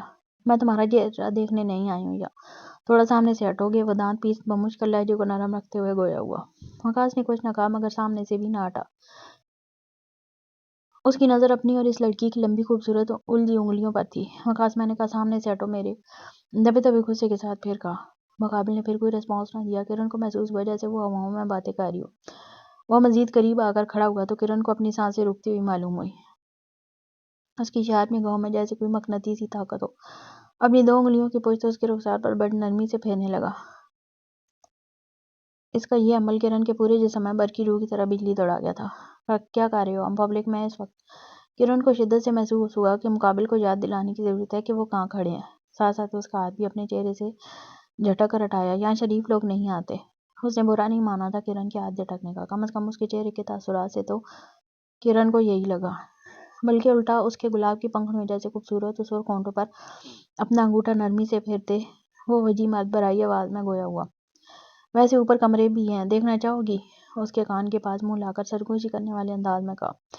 مقابل کی گرم سانسیں کرن کے کان کی لو کو جھلساتی معلوم ہو رہی تھی۔ کرن نے اپنے نیچے کے ہونٹ کو چباتے ہوئے بمشکل اپنا غصہ ضبط کیا۔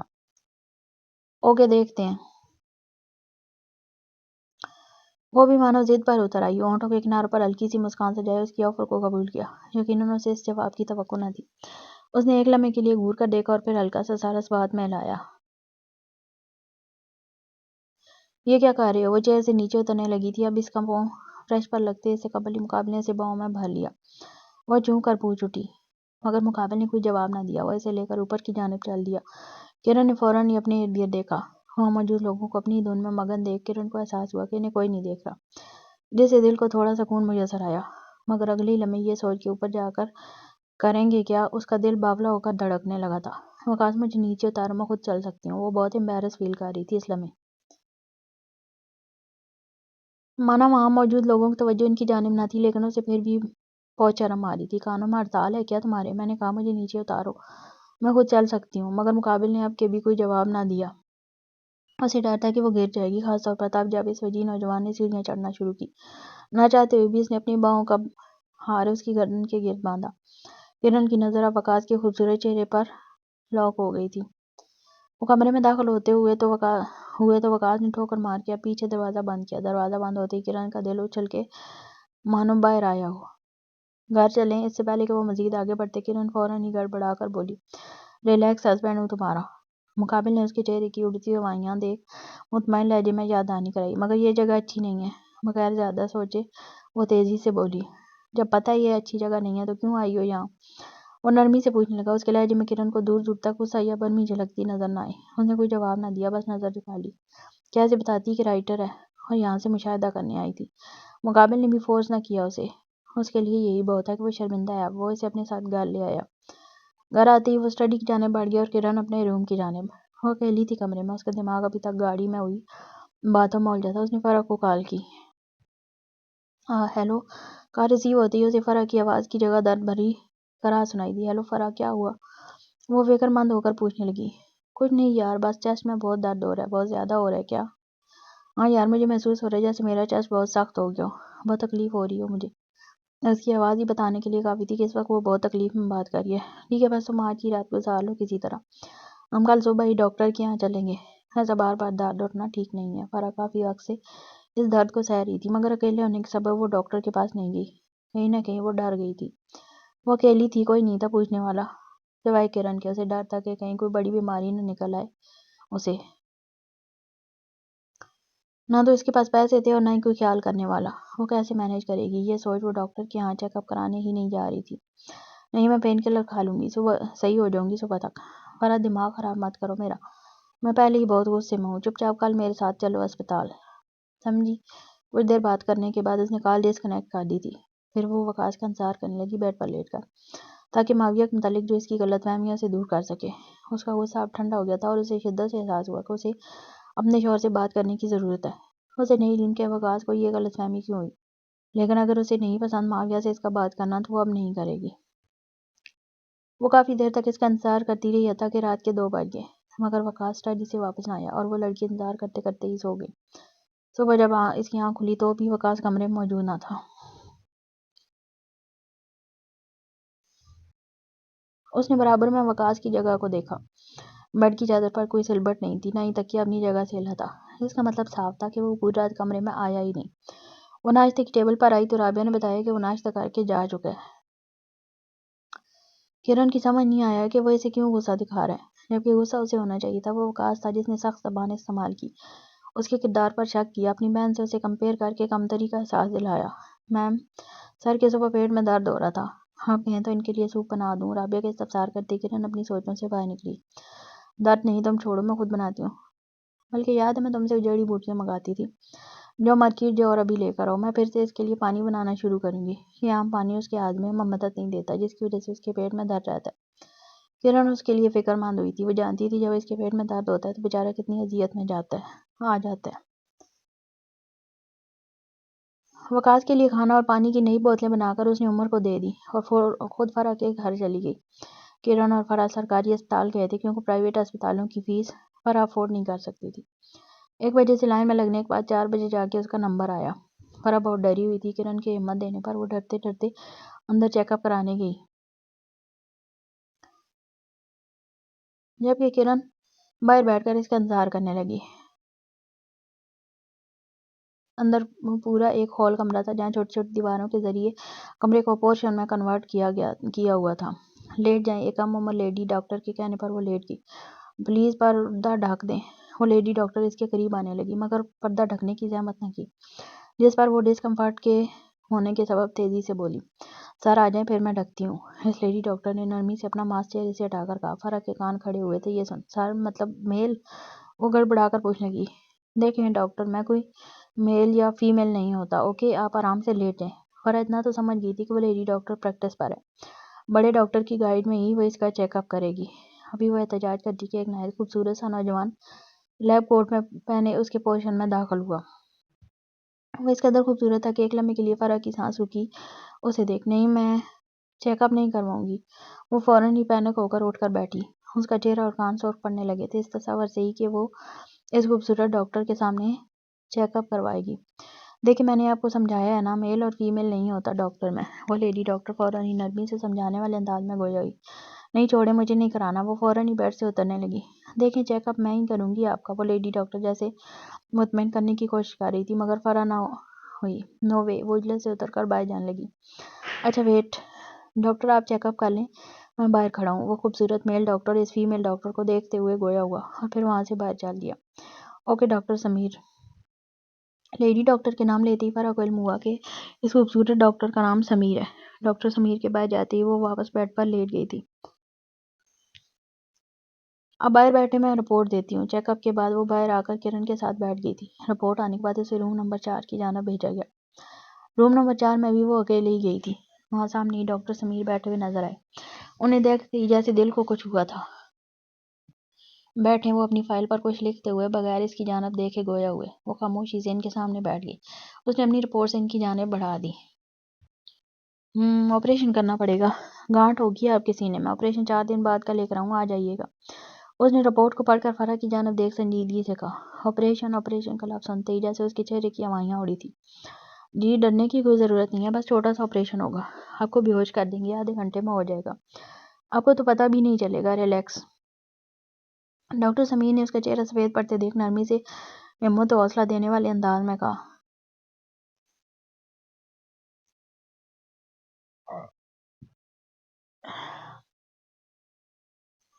مگر فرح چاہ کر بھی خود کو اس خوف سے نہیں نکال پا رہی تھی کہ اس کا آپریشن ہونے والا ہے۔ کیا دوائیوں کے ذریعے نہیں نکال سکتے اس گانٹھ کو؟ نہیں، ڈاکٹر سمیر نے تحمل سے جواب دیا۔ میں کچھ دوائیاں لکھ کر دے رہا ہوں، یہ کھاتی رہیے گا۔ اوکے، بہت شکریہ ڈاکٹر۔ وہ رپورٹ ہاتھ میں لے کر باہر آ گئی تھی۔ کیا کہا ڈاکٹر نے؟ کرن کے استفسار پر وہ کچھ لمحے تو اسے سن سی کیفیت میں دیکھتی رہی، پھر آہستگی سے بولی، کچھ خاص نہیں، بس کہا ہے کہ دوائیاں کھاؤ، ٹھیک ہو جاؤ گی۔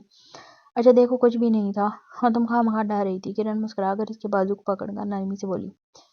میٹنگ سٹارٹ ہونے والی تھی، وہ فائلز دیکھ رہا تھا جب اس کی نگاہ عمر پر پڑی، جو ایک پانی کی بوتل لے کر میٹنگ روم میں داخل ہوا۔ عمر نے بغیر کچھ کہے پانی کی بوتل سے گلاس میں پانی بھر دیا اور اسے واپس ڈھا کر وہاں سے چلا گیا۔ اس لمحے تو وقاص نے اتنا خاص دھیان نہ دیا، لیکن میٹنگ کے دوران جب اس نے پانی کا گلاس اٹھا کر منہ سے لگایا تو اگلے ہی لمحے اسے احساس ہوا کہ پانی کا ٹیسٹ بہت الگ ہے۔ وہ اس پانی کے ٹیسٹ کو بخوبی پہچانتا تھا۔ ویسے تو ایک گھونٹ پینے کی نیت سے منہ سے لگایا تھا، مگر اب پورا گلاس پی گیا تھا۔ اس کے پیٹ میں اب بھی درد تھا، مگر اس کی وجہ سے وہ اپنی میٹنگ کینسل نہیں کر سکتا تھا۔ پانی پینے کے کچھ دیر بعد ہی اسے اپنے پیٹ میں جو درد ہو رہا تھا وہ کچھ کم ہوتا محسوس ہوا۔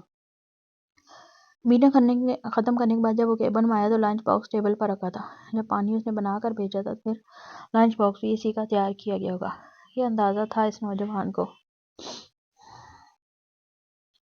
کیا وہ یہ سب کر کے مجھ سے معافی مانگنا چاہ رہی ہے؟ وہ دل ہی دل سوچنے لگا اور اگلے لمحے اس کے ہونٹوں کے کنار پر ہلکی سی مسکراہٹ نمودار ہوئی۔ اس کے نزدیک اس نے کل کرن سے کچھ بھی غلط نہیں کہا تھا، کیونکہ وہ جانتا ہے کہ معاویہ کی جانب سے کرن کے لیے فیلنگز ہیں اور وہ نہیں چاہتا کہ کرن اس سے بات کر کے ان فیلنگز کو بڑھاوا دے۔ اس نے سوچا پہلے تھوڑا کام نپٹا لے پھر کھانا کھا لے گا۔ کچھ دیر ہی گزری تھی کہ کیبن کا دروازہ ناک ہوا۔ کمنگ وہ اپنی فائل پر نظر جمائے گویا ہوا۔ ہیلو، اس نے نگاہ اٹھائی تو ابو ذر کا مسکراتا ہوا چہرہ نظر آیا۔ ہیلو، کیسے آنا ہوا؟ بے مروت آدمی، کل تیری بیوی کی اتنی حفاظت کی میں نے، شکریہ کرنا تو کجا، تو میرا حال چال پوچھنے کی بھی زحمت نہیں کر رہا۔ ابو ذر اس کے سامنے والی چیئر پر بیٹھتے شکوتاً گویا ہوا۔ اس کا شکوہ وقاص یوں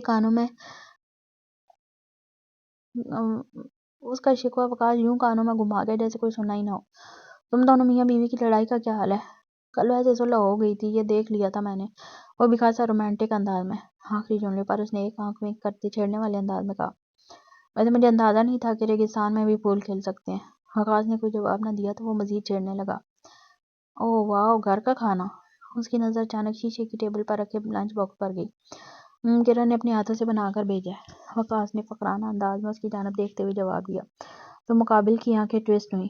یہ پہلا جملہ تھا جو 5 منٹ کی ملاقات میں اس نے ادا کیا تھا، ورنہ وہ کتنی دیر سے اسے بات کرنے کی کوشش کر رہا تھا، مگر جیسے مقابل منہ میں دہی جمائے بیٹھا ہو۔ دوسروں کو جلانے کے لیے منہ کھلتا ہے بس تیرا، ابو ذر منہ بسور کر تیزی سے بولا۔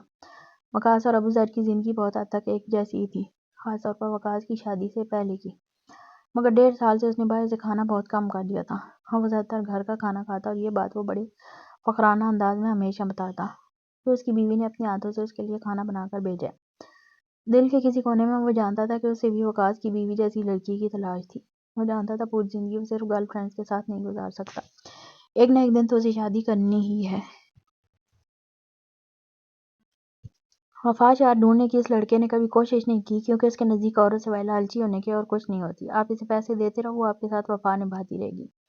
وہ صرف ایک کوالٹی ڈھونڈ رہا تھا اپنے ہونے والی بیوی میں، اور وہ تھی کوکنگ۔ تھک جو گیا تھا وہ باہر کا کھانا کھاتے کھاتے۔ اس کی زیادہ تر گرل فرینڈ ہائی کلاس کی ہوتی تھیں، اس لیے انہیں کھانا بنانا تو دور کی بات انڈا ابالنا تک نہیں آتا تھا۔ چل آجا ساتھ کھاتے ہیں، وقاص نے اپنی فائل بند کرتے ہوئے مسکرا کر کہا تو مقابل بخوشی راضی ہو گیا۔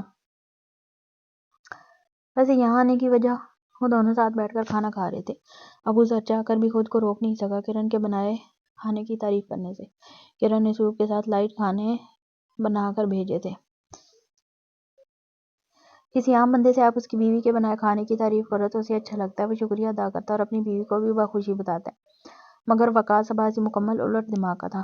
وسیع نوجوان نہیں جانتا کیوں، لیکن اسے اچھا نہیں لگا ابو ذر کو اس کی بیوی کی اتنی تعریفیں کرنا، اس لیے اس نے موضوع کو یکدم بدلا۔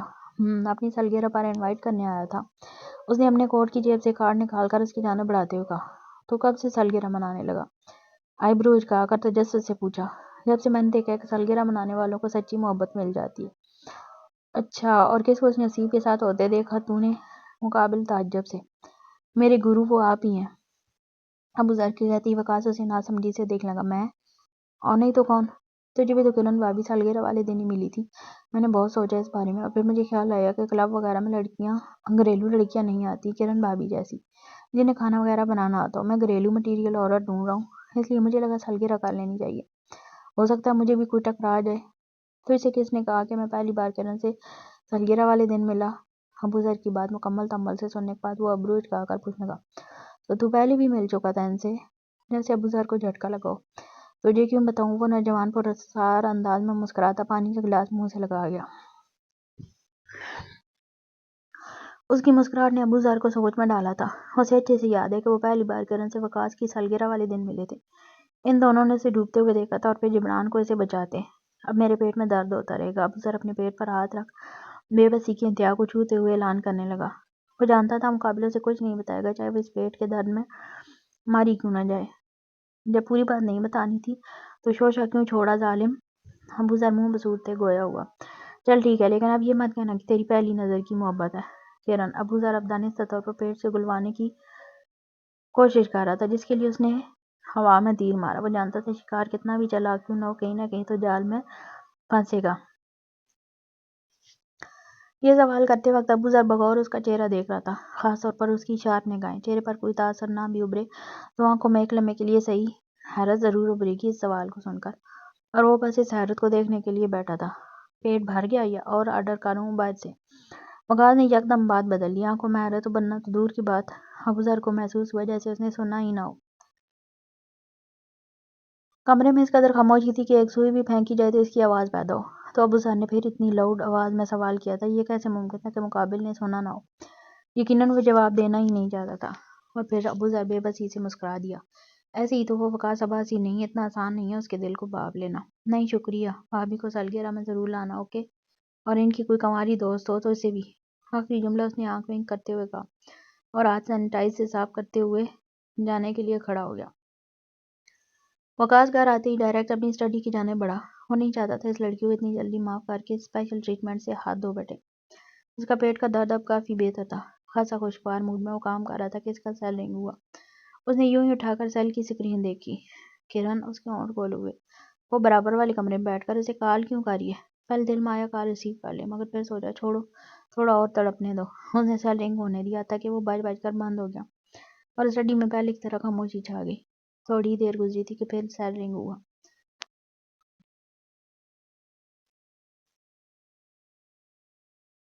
کال کرن کی جانب سے یہ گمان کر اس نے مزید تنگ کرنے کا ارادہ ترک کیا اور بغیر سیل کی اسکرین کو دیکھے کال ریسیو کر کے سیل کان سے لگایا۔ بولو، ہر بار کی طرح وہی مغرور لہجہ۔ وقاص، جبران آیا ہوا ہے۔ تو اس جانب سے کرن کی جگہ اپنی والدہ کی آواز سن وہ تھوڑا مایوس ہوا تھا۔ اس نے سیل کان سے ہٹا کر اسکرین دیکھی۔ نام لکھا ہوا الگ ہی چمک رہا تھا۔ اس نے ہلکا سا ہونٹوں کو سکیڑا اور پھر سیل واپس کان سے لگا لیا۔ پتہ ہے، تمہیں پتہ ہے کیسے؟ مہوش بیگم کی آواز میں حیرت جھلکی۔ آپ کو کوئی کام تھا؟ وہ فالتو کی بات کرنے میں وقت ضائع نہیں کرنا چاہتا تھا، اس لیے ڈائریکٹ موضوع پر لایا۔ ہاں، بہت ضروری ہے، انہوں نے گہرا سانس بھر کر کہا۔ بولیں۔ شہادت اور درمیانی انگلی میں پکڑے پین کو ہلاتے ہوئے وہ تامل سے بولا۔ انس اور پری پاکستان آئے ہوئے ہیں، میں نے سنا ہے وہ لوگ کینیڈا سے پاکستان دوبارہ شفٹ ہو رہے ہیں۔ مجھے یقین ہے جبران کو اس بات کی خبر ہو گئی ہوگی، اس لیے وہ فوراً پاکستان چلا آیا ہے۔ دیکھو وقاص، یہ بہت نازک وقت ہے۔ ساری پاور اس وقت تمہارے ہاتھ میں ہے۔ تم چاہو تو سب کچھ تمہارا ہو جائے گا ہمیشہ کے لیے، بس تمہیں کچھ سخت فیصلے لینے ہوں گے۔ کیسے سخت فیصلے؟ بے تاثر لہجے میں۔ تم جانتے ہو میرا کیا مطلب ہے۔ میں بری نہیں بننا چاہتی اور نہ ہی گناہ کمانا چاہتی ہوں تم میاں بیوی کے بیچ میں آ کر، لیکن تمہارے برائٹ فیوچر کے لیے یہ بہت ضروری ہے کہ تمہاری شادی پری سے ہو، تاکہ پری کارپوریشن کی ساری پاور تمہارے ہاتھ میں آ جائے اور جبران چاہ کے بھی تمہارا مقابلہ نہ کر سکے۔ کرن تمہارا فیوچر سیکیور نہیں کر سکتی بیٹا، اور یہ بات تم بھی اچھے سے جانتے ہو، اور نہ ہی وہ تمہیں اولاد دے پا رہی ہے ابھی تک۔ وہ عورت صرف ایک ہی چیز میں تمہاری مدد کر سکتی تھی اور وہ بھی اس سے نہیں ہو رہا۔ مجھے تو لگنے لگا ہے بانجھ ہے وہ، اس لیے میں چاہتی ہوں تم سخت فیصلہ کر لو۔ وقاص ان کی باتیں تامل سے سنتا رہا۔ اس نوجوان کا کچھ نہ کہنا ان کے لیے مزید حوصلے کا باعث بنا۔ دیکھو، تم میاں بیوی کی ویسے بھی نہیں بنتی، ہر وقت لڑتے رہتے ہو، وہ تم سے ویسے بھی طلاق مانگ رہی ہے، تو دے کر ختم کرو، جان چھڑواؤ اپنی۔ تمہاری دادی نے نہ جانے کون سا بدلہ لیا ہے تم سے، کرن جیسی لڑکی سے تمہاری شادی کرا کے، جس کا کوئی پاورفل بیک گراؤنڈ نہیں ہے۔ وہ عورت سوائے بوجھ کے کچھ نہیں ہے تمہارے اوپر۔ بڑا پوتا جبران تھا، اس سے کراتی نہ کرن کی شادی، لے کے تمہیں بلی کا بکرا بنا دیا۔ وہ اب پھر رکی تھی وقاص کا ری ایکشن چیک کرنے کے لیے، مگر انہیں سخت تعجب ہوا کہ وقاص نے ابھی بھی ایک لفظ ادا نہ کیا۔ وہ نہیں سمجھ پائیں یہ خاموشی پازیٹیو وے میں ہے یا نیگیٹو۔ وقاص سعید صاحب تمہیں بہت پسند کرتے ہیں شروع سے، وہ ایک بزنس مین ہے، مجھے یقین ہے وہ اپنی بیٹی کا ہاتھ تمہیں بخوشی دے دیں گے۔ پری بہت خوبصورت ہے، میں نے انس اور پری کو کل ڈنر پر گھر بلایا ہے، تم آ جاؤ، اس سے مل لینا۔ مجھے یقین ہے تمہیں پسند آئے گی، اور ہاں، کرن کو لانے کی ضرورت نہیں، اس بوجھ کو جلد سے جلد اپنے سر سے اتار کر پھینکو۔ آخری جملہ انہوں نے خاص حقارت سے ادا کیا۔ تم سن بھی رہے ہو یا نہیں؟ سن لیے، اور کچھ نہایت بے تاثر لہجہ تھا۔ مہوش بیگم کو سمجھ نہیں آیا مزید بات کرنا بہتر ہے یا نہیں۔ نہیں، بس کل اچھے سے تیار ہو کر آنا۔ پری بہت خوبصورت ہے، اور میں نے سنا ہے بہت نخریلو بھی۔ اسے وائٹ کلر پسند ہے، تو ہو سکے تو وائٹ ڈریسنگ کرنا۔ تمہاری بڑی امی نے بھی انہیں ڈنر کی دعوت دے رکھی ہے، لیکن انس تمہارا دوست ہے، اس لیے اس نے پہلے ہماری قبول کر لی۔ وہ بڑے فخر سے بتانے لگی کہ جبران کی ماں پر انہوں نے سبقت لے لی ہے اس معاملے میں۔ وقاص عباسی اس وقت جس آسمان کی بلندیوں کو چھو رہا تھا، کوئی بھی باپ خوشی اپنی بیٹی اس کی دوسری بیوی کے طور پر دینے کے لیے تیار جاتا، جبکہ جبران کا پلس پوائنٹ کنوارا ہونا تھا، اور یہی وجہ تھی کہ مہوش بیگم جلد سے جلد کرن سے وقاص کی طلاق کروانا چاہتی تھیں اب، تاکہ پری جبران پر وقاص کے رشتے کو فوقیت دے۔ انہوں نے کرن کے بے اولاد ہونے کو اپنے ہتھیار کے طور پر استعمال کرنا شروع کر دیا تھا۔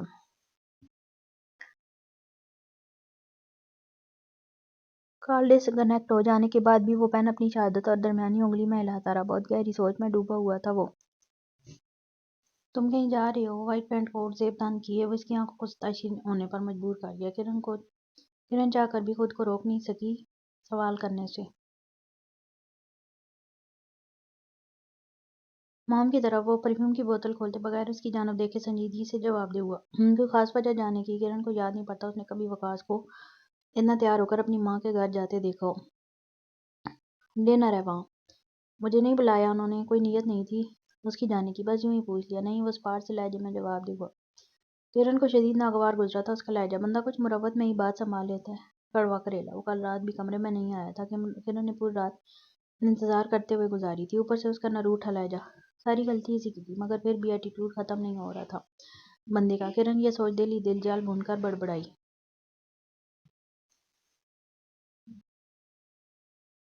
وقاص کے تیار ہو کر جاتے ہی اسے فرح کی کال ریسیو ہوئی کہ اسے بہت درد ہو رہا ہے، دوائیاں کھانے سے بھی سکون نہیں آ رہا۔ تم تیار ہو کر بیٹھو، میں آ رہی ہوں۔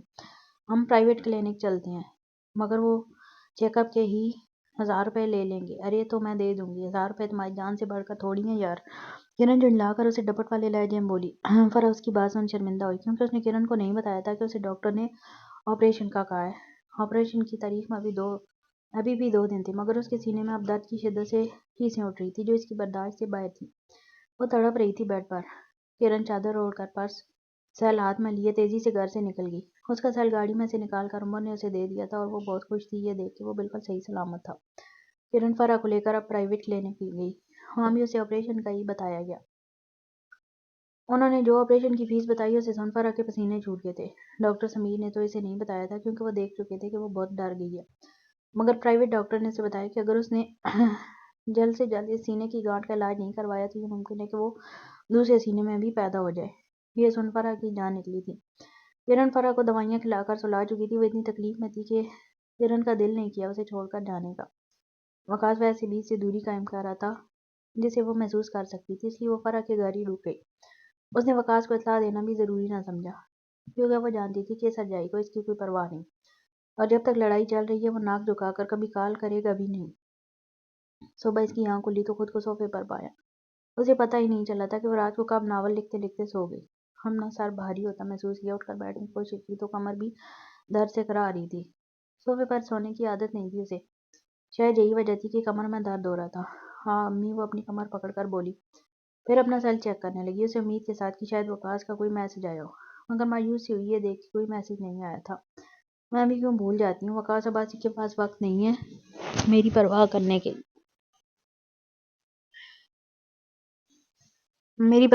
کے لیے۔ یہ کہہ کر اس نے سیل واپس صوفے کے کارنر کے شیشے پر پٹک دیا۔ ابھی وہ بھاری سر کے ساتھ اٹھتی ہے، اس سے قبل ہی اس کا سیل رنگ ہوا۔ اس بار کوئی امید نہ لگائی، علم جو تھا کہ اس سرجائی سے کوئی بھی امید لگانا اپنے دل کو دکھانے کے سوا کچھ نہیں۔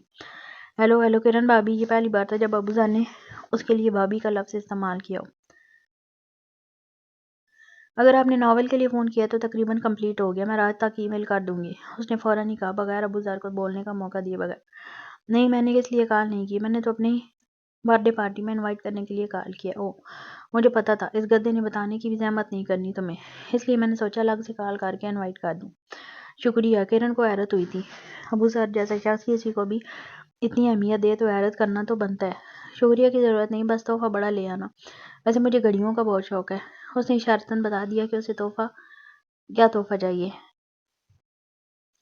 اور یہ صرف اس نے کرن کے ساتھ نہیں کیا تھا، وہ ہر ایک کو الگ سے بتا رہا تھا کہ اسے کیا چاہیے، تاکہ سب جو تحفے لے کر آئیں وہ ویسٹ نہ ہو جائیں۔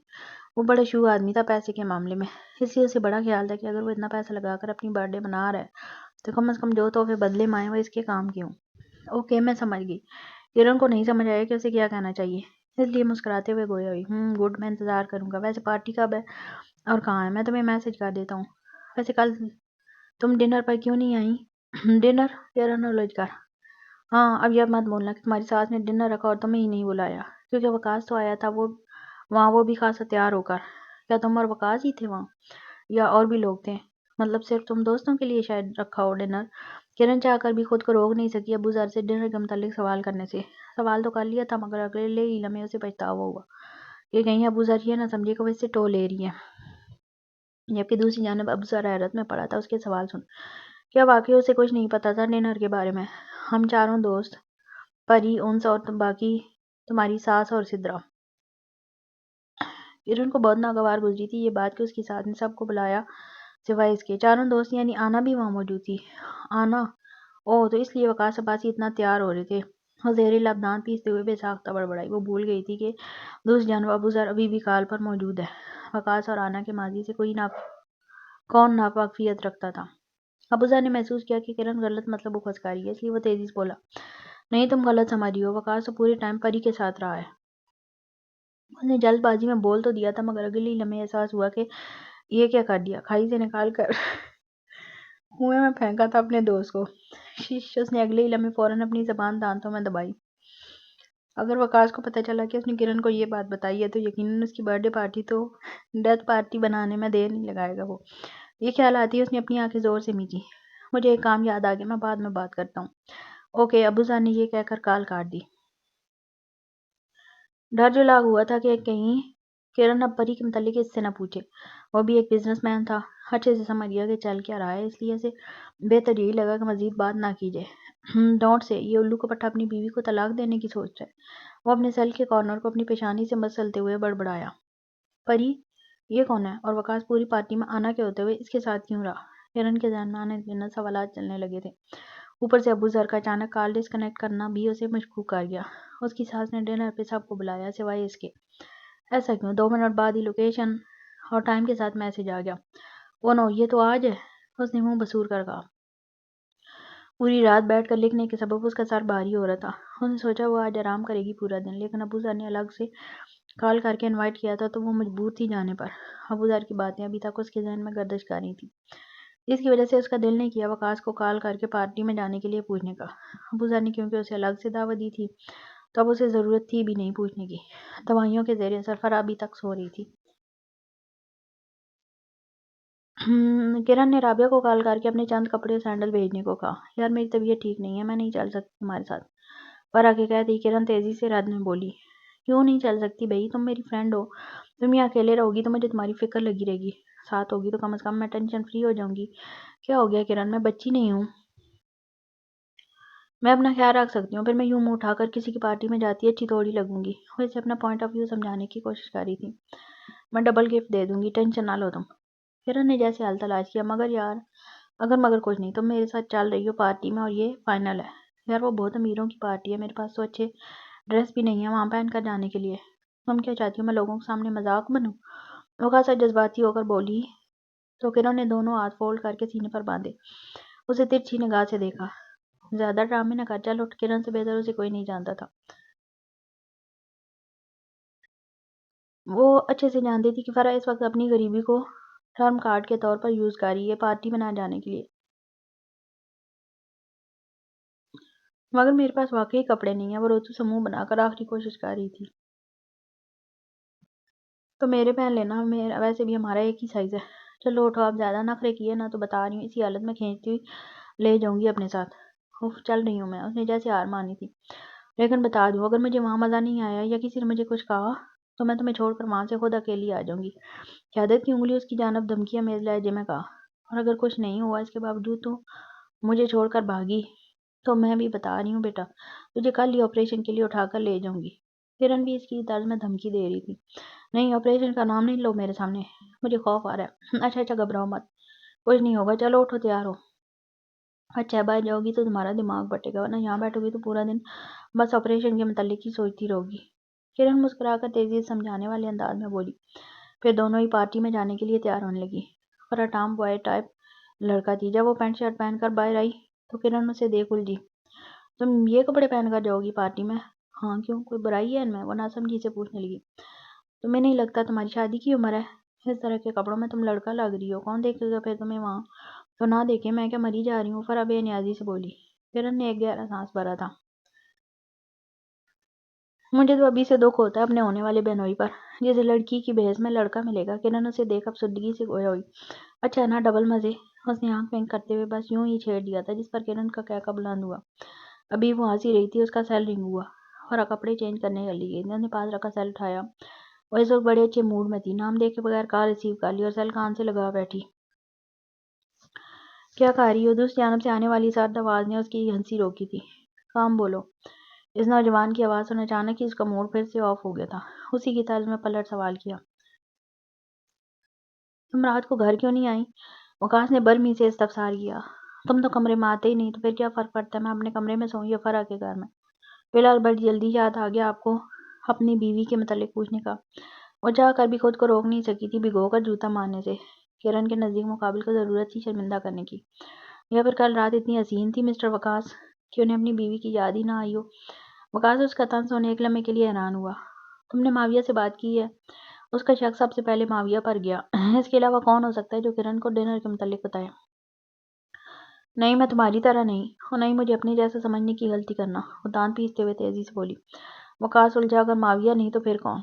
وہ نہیں جانتا کہ کرن اور ابو ذر ایک ساتھ کام کر رہے ہیں، اور نہیں وہ یہ جانتا تھا کہ اس دن ابو ذر اسے کلب لے کر گیا تھا، نہ کہ اس کی گرل فرینڈ. اس لیے اس کا شک دور دور تک ابو ذر پہ نہیں گیا. میرے لیے سوپ بنوا دینا رات کے لیے.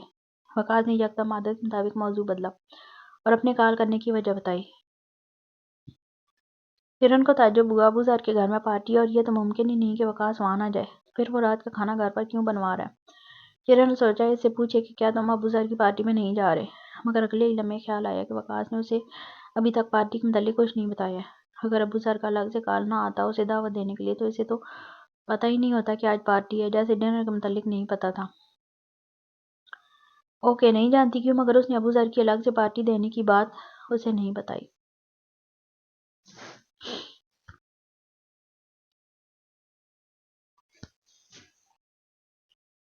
اچھا دیکھو یہ ٹھیک لگ رہا ہے. فرا نے کرن کے کہنے پر اب دوسرا سوٹ ٹرائی کیا تھا، مگر تھا وہ بھی اسکرٹ اور جینز، تو اس سے لیے زیادہ بدلاؤ نہیں تھا. فرا اپنا سر پیٹنے کی تھی. چلو تم میرے ساتھ، میں تمہیں تیار کرتی ہوں. وہاں سارے ہائی کلاس کے لڑکے آئیں گے. اچھا کسی کی تم پر نظر پڑ جائے، تمہاری بھی نیا پار لگے. کیا ہو گیا کرن، کیوں رشتہ کرانے والی آنٹی بن گئی ہو؟ فرا فوراً ہی منہ بسور کر احتجاجاً بولی تھی. کیوں کہ تیرے آگے پیچھے کوئی نہیں ہے سوائے میرے، اور میں نہیں چاہتی تیرا والا کنوارا مرے. وہ دانتوں کی نمائش کرتے ہوئے مسکرا کر بولی. کرن کی شادی کو 2 سال ہونے کو آ رہے تھے. فرا بھی اسی کی عمر کی تھی. اگر وقاص کو اولاد پسند ہوتی تو یقیناً وہ ایک بچے کی ماں بھی بن چکی ہوتی اب تک، جبکہ فرا ابھی تک کنواری تھی. اس کے آگے پیچھے کوئی نہیں تھا اس کی فکر کرنے والا، اس لیے رشتہ ڈھونڈنے والا. اس لیے کرن نے یہ بیڑا اپنے سر لے لیا تھا. ابو ذر نے پارٹی اپنے گھر پر رکھی تھی. اس کا گھر ہی اتنا بڑا تھا کہ ضرورت ہی نہیں تھی اسے ہال بک کرا کر اپنا پیسہ ضائع کرنے کی. کرن نے آج پہلی بار ابو ذر کا گھر دیکھا تھا، جو نہایت خوبصورت تھا. اگر ابو ذر پلے بوائے نہ ہوتا تو یقیناً وہ ایک بار فرا اور اسے ملانے کی ضرور سوچتی. کرن اور فرا جب ہال کمرے میں داخل ہوئے تو تمام ہی لوگوں کی نظروں کا مرکز بن گئے. کرن بلیک رنگ کی اونچی فراک پر سفید رنگ کا پاجامہ زیب تن کیے ہوئی تھی. فراک کا گلا کالر والا تھا، جو اس کی گردن سے مکمل چپکا ہوا تھا، اور اس کالر پر سفید رنگ کے نگ الگ ہی چمک رہے تھے. اس کے نازک وجود پر وہ کپڑے بڑے جچتے معلوم ہو رہے تھے. اس نے سارے بال سیدھے کندھے پر گرا رکھے تھے. آج اس نے ڈارک لال رنگ کی لپسٹک لگائی ہوئی تھی، جس کے سبب اس کا حسن قاتلانہ ہو گیا تھا. وہیں دوسری جانب فرا اسی کا ڈریس پہنی ہوئی تھی، سکنی کلر کی ساڑی. کرن نے 1 گھنٹہ لگا کر اس کی آنکھوں کا میک اپ کیا تھا، جس کے سبب اس کی آنکھیں دیکھنے والوں پر قیامت ڈال رہی تھی. کرن نے اس کے بال بھی اپنے طرح ہی سیٹ کیے تھے. فرا پینٹ شرٹ اور لوز کپڑے پہننے کی عادت تھی. ساڑی میں وہ بالکل بھی کمفرٹیبل نہیں تھی، لیکن اس کے باوجود وہ چہرے پر ظاہر نہیں ہونے دے رہی تھی. स्किनी कलर में कोई हसीन सी गुड़िया लग रही थी। किरण एक खूबसूरत खनकदार आवाज ने इसका वेलकम किया था। आप मिस्टर माविया? राइट। किरण ने तो कुछ न कहा, मगर फरा तेजी से अंदाजन पूछने लगी। यस, और आप? मैं फरा, किरण की सहेली। हाँ, मैंने सुना है आपके बारे में। मैंने भी बहुत सुना है। फरा तेजी से गोया हुई। ये सारे खूबसूरत लड़के शादी के बाद ही क्यों नजर आते हैं? फराज चीज़ किरण के कान के पास झुककर अफसुर्दगी से सरगोशी करने लगी। हैं? बहन तू कवारी है, क्या हो गया? जैसे किरण ने उसे याद दहानी कराई थी कि अभी भी इसके पास चांस है। फरा और माविया की जोड़ी आपस में कैसी लगेगी? वो आंखों ही आंखों में ये इमेजिन करने लगी थी, मगर फिर अगले ही लम्हे उसे सिद्रा का ख्याल आया और उसका मुंह खट्टा हो गया। पागल, मैं तेरी बात कर रही हूँ। अगर किरण शादीशुदा ना होती तो फरा उसकी शादी माविया से जरूर करा देती। वो पहली नजर में फरा को बिल्कुल किरण के टाइप का लगा था। शट अप, किरण ने जवाब में उसे घूरी से नवाजा। इसका शोर कम था कि अब फरा भी शुरू हो गई थी। तुम्हें डिनर पर आना चाहिए था किरण। किरण खामोश खड़ी थी। फरा और माविया ही बातों में लगे थे। किरण को महसूस हुआ जैसे वो कुछ बात करना चाह रहा हो इसके। फरा पानी पीने गई तो वो दोनों खामोशी से खड़े रहे। किरण की निगाहें वकास को ढूंढ रही थी। शायद वो नहीं आने वाला था, तभी तो घर पे खाना बनाने का। अभी वो अपनी सोचों में ही मगन थी कि अचानक माविया उसकी जानब देख संजीदगी से गोया हुआ। किरण ने उलझ कर देखा। अभी वो कुछ पूछती इससे कबल ही उसकी निगाह दरवाजे पर गई और वहां का मंजर देख जैसे लौटना भूल गई। वकास एक नहायत ही हसीन और जमील वेस्टर्न कपड़ों में मलबूस लड़की के साथ बातें करता हुआ हाल में दाखिल हुआ था। माविया ने जब इसकी नजरों का ताक़ुब किया तो इसकी नजर भी वकास पे जाकर ठहरी। ये परी है, परी कॉर्पोरेशन के मालिक की इकलौती बेटी। सगी बेटी नहीं है ये इनकी। इनकी दूसरी बीवी के पहले शौहर से औलाद है। ये कनाडा से अभी भी शिफ्ट हुए हैं यहाँ। ओह, तो ये है वो परी जिसके साथ वकास पूरी पार्टी में चिपका रहा। आना के होते हुए भी बड़ी बात है। किरण दिल ही दिल सोचने लगी थी। खुद को तो वो वकास की जिंदगी में किसी मकाम पर पाती नहीं थी, मगर आना इसके नज़दीक इम्पोर्टेंस की हामिल थी। इसके मुकाबले में तो वो ज्यादा, इतना कि उसका एक कॉल और वकास उसे छोड़कर चल देता था। आने के वहां मौजूद होते हुए भी वकास परी के साथ रहा। ये बात उसे बड़ी हैरान कर गई थी। ये जो पीछे पीछे आ रहा है ये सईद अंकल का बेटा अंश है। अपनी बीवी से बड़ी मोहब्बत थी सईद अंकल को, मगर उनके साथ एक ट्रेजेडी हो गई थी, बड़ा हादसा जिसका सदमा वो सह नहीं सकी और इसी गम में दुनिया से चली गई। ओ अल्लाह मगफर फरमाए। ऐसा क्या हादसा हुआ था? वो तजस्सुस में मुब्तला हुई। इतनी देर से उसने माविया से कोई बात नहीं की थी। ये पहला सवाल था उसकी जानब। किरण माविया भी जवाब देता कि एक सर्द आवाज उसके कानों की समाज से टकराई। वो सामने की जानब मुतवज्जो हुई तो वकास लंबे कदम भरता उसी की जानब आया। इस हसीन और जवान की निगाह आते ही सबसे पहले अपनी बीवी पर पड़ी थी। जैसे यहाँ देख वो बुरी तरह चौंका था। अगले ही लम्हे सीने में आग लगी माविया को इससे बातें करता हुआ पाकर। क्या उसने नहीं कहा था किरण से कि माविया से दूर है आप? वकास के साथ साथ परी और अंश भी इन तक पहुंचे थे। अभी वकास कुछ कहता इससे पहले ही अंश किरण की जानब मुतवज्जो होकर अपना हाथ मसाफे की नीयत से इसके सामने बढ़ाते हुए बोला। किरण, उसने बगैर हिचकिचाहट के वकास को मुकम्मल इग्नोर कर अपना खूबसूरत हाथ उसके हाथ की जानब बढ़ाते हुए जवाब दिया। अभी किरण का हाथ उसके हाथ तक पहुंचा था इससे कबल ही वकास ने अंश का हाथ किरण की जगह इससे मिला लिया था। जब बात पॉजेसिव होने की है तो वकास अब्बासी किरण के मामले में अपना सानी नहीं रखता। किरण और बाकी सब वकास को ताज्जुब से देखने लगे, खास तौर पर अंश जिसकी निकाह का मरकज दरवाजे से दाखिल होते ही किरण बन गई थी। उसकी सब्ज रंग आंखों में अजीब सी पुरअसरारियत थी। माई वाइफ, वकास ने ठीक तरह तारुफ करवाया तो परी के कान खड़े हुए। तुम मैरिड हो वकास? उसका लहजा इस कदर हैरान कुन था कि किरण के चेहरे पर दिल जली सी मुस्कुराहट नमूदार हुई। ओह, तो अब तक इस लड़की के सामने कंवारा जाहिर कर रहा था खुद को ही। करेला, इसलिए मुझे अपने साथ डिनर पर लेकर नहीं गया और न ही मुझे अबू ज़र की पार्टी का बताया। जबरदस्त। दिल ही दिल वो कुड़ने लगी। जब इतना ही शौक है इसे कंवारा बनने का तो बना ही देना चाहिए। कम से कम मेरी जिंदगी से तो ये अजाब टलेगा। तो वकास ने परी को बताया ही नहीं कि वो शादीशुदा है। माविया ज़ेरे लब अपनी मुठ्ठियां भेजते हुए बड़बड़ाया। क्यों मजाक कर रहे हैं सारा? आपकी गर्लफ्रेंड को हार्ट अटैक आ जाएगा। किरण वकास की जानब अजनबियत से देखते मजाक का खेज अंदाज में बोली, जैसे अभी जो इसने बात की वो फ़कत मजाक के सिवा कुछ नहीं। उसके कहते ही वकास और माविया हैरत से उसे देखने लगे थे, जैसे यकीन ना आया हो अपने कानों पर। यही मैं कहूँ, वकास की शादी हो चुकी है और मुझे पता ही नहीं। अभी वकास बोलता है इससे कबल ही परी फौरन ही सुख का सांस लेते हुए गोया हुई तो किरण का दिल जल गया। किरण, वकास ने अगले ही लम्हे इसका बाजू दबोच कर दबे दबे गुस्से में पुकारा तो वो खूबसूरत घनी पलकों भरी आंखों में सुर्ख डोरें सजाए मुस्कुराते हुए इसे देखने लगी। جسے پانے کی چاہ میں لڑکیاں مار رہی تھی اسے تو وہ لڑکی یوں گرا دیتی تھی کہ جیسے وہ کوئی اہمیت کا حامل ہی نہ ہو، مانو خاک ہو، نہیں خاک سے بھی کمتر، اس قدر کمتر کہ لمحہ نہیں لگائے گی وہ چھوڑنے میں۔ اور یہی بات وقاص عباسی کا دماغ ہلا دیتی تھی، جیسے اس لمحے ہلایا تھا۔ سر پلیز، اس نے اپنا بازو چھڑانے کی کوشش کرتے پھر اجنبیت سے سر کہہ کر مخاطب کیا، تو مقابل کے تن بدن میں مزید آگ لگ گئی۔ تمہیں تو ایکٹریس ہونا چاہیے۔ اپنے غصے پر بمشکل قابو پاتے وہ دانت پیستے ہوئے بولا، thanks sir, I take it as a complement. وہ ہلکا سا مسکرا کر آنکھوں میں کدورت لیے دانت پیستے ہوئے بولی، یقیناً اب وہ اس کریلے کو فل آنچ پر جلا رہی تھی۔ انس اور پری عجیب سی سچویشن میں الجھے کھڑے تھے، انہیں سمجھ ہی نہیں آ رہا تھا چل کیا رہا ہے۔ اتنا تو انس بھی سمجھ سکتا تھا کہ وقاص عباسی جیسا شخص کسی بھی لڑکی کو پکڑ کر اپنی بیوی نہیں کہہ سکتا۔ یقیناً وہ لڑکی اس کی بیوی ہے، لیکن اگر وقاص شادی شدہ ہے تو یہ بات کل ڈنر پر کسی نے کیوں نہیں بتائی انہیں؟ وہیں دوسری جانب وہ پانی کا گلاس لے کر پلٹی تھی کہ اس کی نگاہ ڈاکٹر سمیر پر گئی۔ وہ انہیں وہاں دیکھ کر حیران ہوئی تھی، انہیں دیکھنے کے بعد جیسے خود پہ قابو ہی نہ رہا ہو، اور وہ ان کے پاس چلتی ہوئی پہنچ گئی۔ ڈاکٹر سمیر اس لمحے کسی سے باتیں کرنے میں مشغول تھے۔ سیاسی بھیڑ تھی فرح کی جانب، اس لیے وہ چہرہ نہیں دیکھ سکتی تھی۔ ڈاکٹر سمیر، اس نے مخاطب کیا تو وہ دونوں ہی اس کی جانب ایک ساتھ متوجہ ہوئے۔ سکنی کلر کی ساڑی اس کی گوری جلد پر الگ ہی قیامت برپا کاری تھی۔ وہ گڑیا سی لگ رہی تھی، اتنی خوبصورت کہ ڈاکٹر سمیر کی آنکھیں چمکی، جبکہ اس کے برابر میں کھڑا ابوذر اس لڑکی کو دیکھ کر الجھ کر دیکھنے لگا۔ آپ؟ ڈاکٹر سمیر اسے پہچاننے کی کوشش کرتے ہوئے، آپ کی پیشنٹ، فرح مسکرا کر بولی۔ اوہ آپ، اس نے مسکراتے ہوئے جواب دیا۔ وہ الگ بات ہے کہ اسے ابھی تک فرح یاد نہیں آئی تھی، مگر کسے پرواہ تھی۔ ان کا جواب سن فرح کو لگا کہ انہیں وہ یاد ہے۔ اس احساس نے اس کے دل کو خوشی بخشی تھی۔ آپ یہاں؟ اس نے حیرت سے سوال کیا۔ یقیناً اس کے تو خواب و خیالوں میں بھی نہیں گزرا تھا کہ وہ اس پارٹی میں ڈاکٹر سمیر سے ملے گی۔ برتھ ڈے بوائے میرا کزن ہے، مقابل نے مسکراتے ہوئے جواب دیا۔ دونوں ہی مسکرا مسکرا کر اتنے میٹھے انداز میں بات کر رہے تھے کہ ابوذر کو محسوس ہوا کہ آج تو اسے ڈائبٹیز ہو جائے گی۔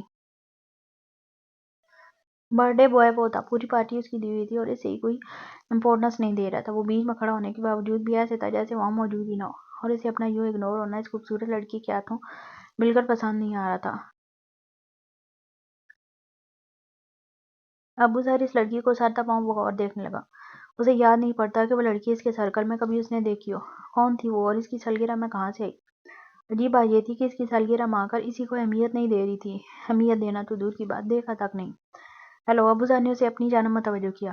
تب جا کے فرح کی نظر اس پر گئی۔ ابوذر بلیک شرٹ اور بلیک پینٹ زیب تن کیے ہوئے تھا، بلیک شرٹ پر وائٹ کوٹ بڑا ہی خوبصورت لگ رہا تھا۔ سفید رنگ، گھنے سے بال، بھوری آنکھیں، گھنی پلکیں، لمبا قد، ورزشی جسامت، اور وہ ڈاکٹر سمیر سے کہیں زیادہ خوبصورت تھا۔ Hello, happy birthday. Farah نے فوراً ہی اسے مسکرا کر وش کیا۔ وہ تو یہ مجھے جانتی ہے، مگر میں اسے کیوں نہیں جانتا؟ ابوذر الجھا۔ آپ کا نام کیا؟ ہم پہلے ملے ہیں؟ ابوذر بغور اس کی جانب دیکھ مسافے کے لیے ہاتھ بڑھا کر نرمی سے استفسار کیا۔ ابوذر کو ایک لمحے کے لیے لگا جیسے اس نے کہیں اسے پہلے دیکھا ہے، مگر کہاں، یہ اسے یاد نہیں آ رہا۔ ایک بار ملے تھے ہاسپٹل میں ہم، آپ کی ذہانت کے سبب۔ وقاص میٹھے لہجے میں ذلیل کر رہی تھی۔ وہ الگ بات ہے کہ مقابل سمجھا ہی نہیں، بھولی نہیں تھی وہ اب تک اس قدر پریشان کیا تھا اس نے کرن کو یہ کہہ کر کہ وقاص کریٹیکل سچویشن میں ہاسپٹل کا مقابل الجھ کر۔ آپ آ رہی ہیں نا ہاسپٹل آپریشن کے لیے؟ سمیر نے بہت زور دیا تھا اپنے ذہن پر، اور آخرکار اسے یاد آ ہی گیا تھا کہ فرح اس کی کون سی پیشنٹ ہے۔ جب یہ بات یاد آئی تو وہ اسے آپریشن کے لیے دوبارہ ملنے والی ہے، تو اس نے فرح کو مزید ابوذر سے بات کرنے کا موقع دیے بغیر بیچ میں ٹانگ اڑائی۔ فرح ابھی ابوذر کے سوال کا جواب دیتی اس سے پہلے ہی سمیر نے سوال کر لیا تھا۔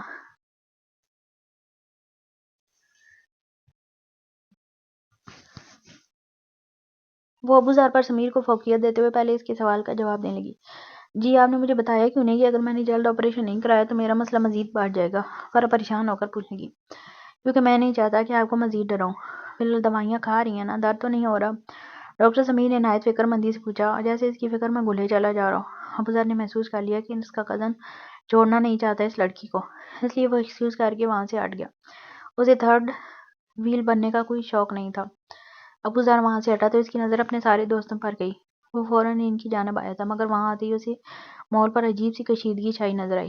ہیلو، اس کے مسکرا کر ہیلو کرتے ہی سب اس کی جانب متوجہ ہوئے، جبکہ وقاص اس کی جانب دیکھنے کی زحمت کیے بغیر کرن کا بازو پکڑ کر باہر لے جانے کی نیت سے کھینچنے لگا۔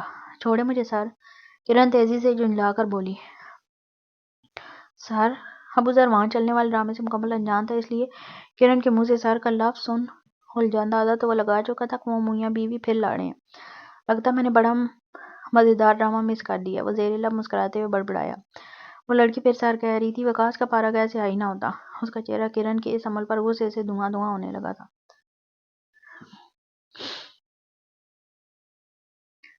وقاص آرام سے بات کر لو بیٹھ کر، یہی بہتر رہے گا۔ معاویہ کو ڈر لاحق ہوا کہ وقاص غصے میں کرن کو کوئی نقصان نہ پہنچائے، اس لیے وہ تیزی سے اس کا ہاتھ جو کرن کے بازو پر تھا اسے ہٹا کر جھٹکتے اس کی جانب دیکھ نرمی سے سمجھانے والے انداز میں گویا ہوا۔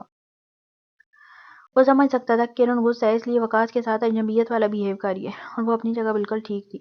وقاص نے پری کو کیوں نہیں بتایا کہ وہ شادی شدہ ہے؟ اس بات کا غصہ اس سے بھی تھا، وہ کیوں کسی کو غلط امید دے رہا تھا، خاص طور پر تب جب وہ خود بھی جانتا ہے کہ معاملات کتنے نازک ہیں۔ مانا وہ وکیل تھا، مگر اس کے والد کی وجہ سے کاروباری دنیا کی بھی اسے ہر طرح کی انفارمیشن تھی۔ ابو ذر کی طرح وہ بھی سمجھ سکتا تھا کہ چل کیا رہا ہے۔ یہ کیا سمجھ رہا ہے کہ یہ ایک سیانہ پیدا ہو گیا دنیا میں؟ معاویہ اسے دیکھتے ہی دل گھٹنے لگا۔ اسی لمحے آنا حال میں داخل ہوئی۔ اسے مول خاصا گرم محسوس ہوا۔ وہ معاویہ کے پیچھے آ کر کھڑی ہوئی تھی، یہ سوچ کے دیکھ کہ چل کیا رہا ہے۔ معاویہ کا اپنے اور کرن کے درمیان میں آنا وقاص سے برداشت نہ ہوا۔ اگلے ہی پل اس نے اپنے سیدھے ہاتھ سے معاویہ کی گردن دبوچی۔ ابو ذر یہ منظر دیکھ ہل کر رہ گیا تھا، ایسا تو پہلے کبھی نہیں ہوا تھا ان کی دوستی میں۔ اب تو مجھے بتائے گا کہ مجھے اپنی بیوی سے کیسے بات کرنی چاہیے؟ وقاص کی آنکھیں اسلامی شعلے برسا رہی تھیں معاویہ پر۔ ان دونوں کے درمیان ہونے والی لڑائی نے سبھی کی توجہ اپنی جانب مبذول کر لی۔ کرن بہت شرمندہ سی ہو گئی تھی، سب اسے ہی دیکھ رہے تھے۔ اسے ہی تو شوق تھا نا کنوارا بننے کا، ہم جب وہ اسے بنا رہی ہے تو کیوں اتنا بھڑک رہا ہے؟ دور ہے میری بیوی سے، سمجھا، ورنہ جان سے مار دوں گا۔ اگلے ہی پل اس کا گلا چھوڑ کر پوری فورس کے ساتھ پیچھے کی جانب دھکیل وہ الگ کے بل چنگاڑا۔ معاویہ بیلنس برقرار نہ رکھ سکا اور پیچھے کی جانب گڑا، کیونکہ اس کے پیچھے آنا کھڑی تھی۔ آنا کے پیچھے ٹیبل تھا۔ اگلے ہی پل آنا ٹیبل سمیت زمین بوس ہوئی اور اس پر معاویہ آن گرا۔ آنا وقاص کے ہوش اڑے تھے، اور صرف اسی کا کیا پورے ہال میں موجود لوگوں کا یہی حال تھا۔ آنا کے سر سے خون نکلنے لگا تھا، جس کی وجہ سے وہ اسی لمحے بے ہوش ہو گئی۔ کرن کو چھوڑ وقاص تیزی سے آنا کی جانب بھاگا، تب جا کے کرن کو یاد آیا کہ وہ پریگننٹ ہے۔ معاویہ کے زیادہ چوٹ نہیں آئی تھی چونکہ وہ آنا پر گرا تھا۔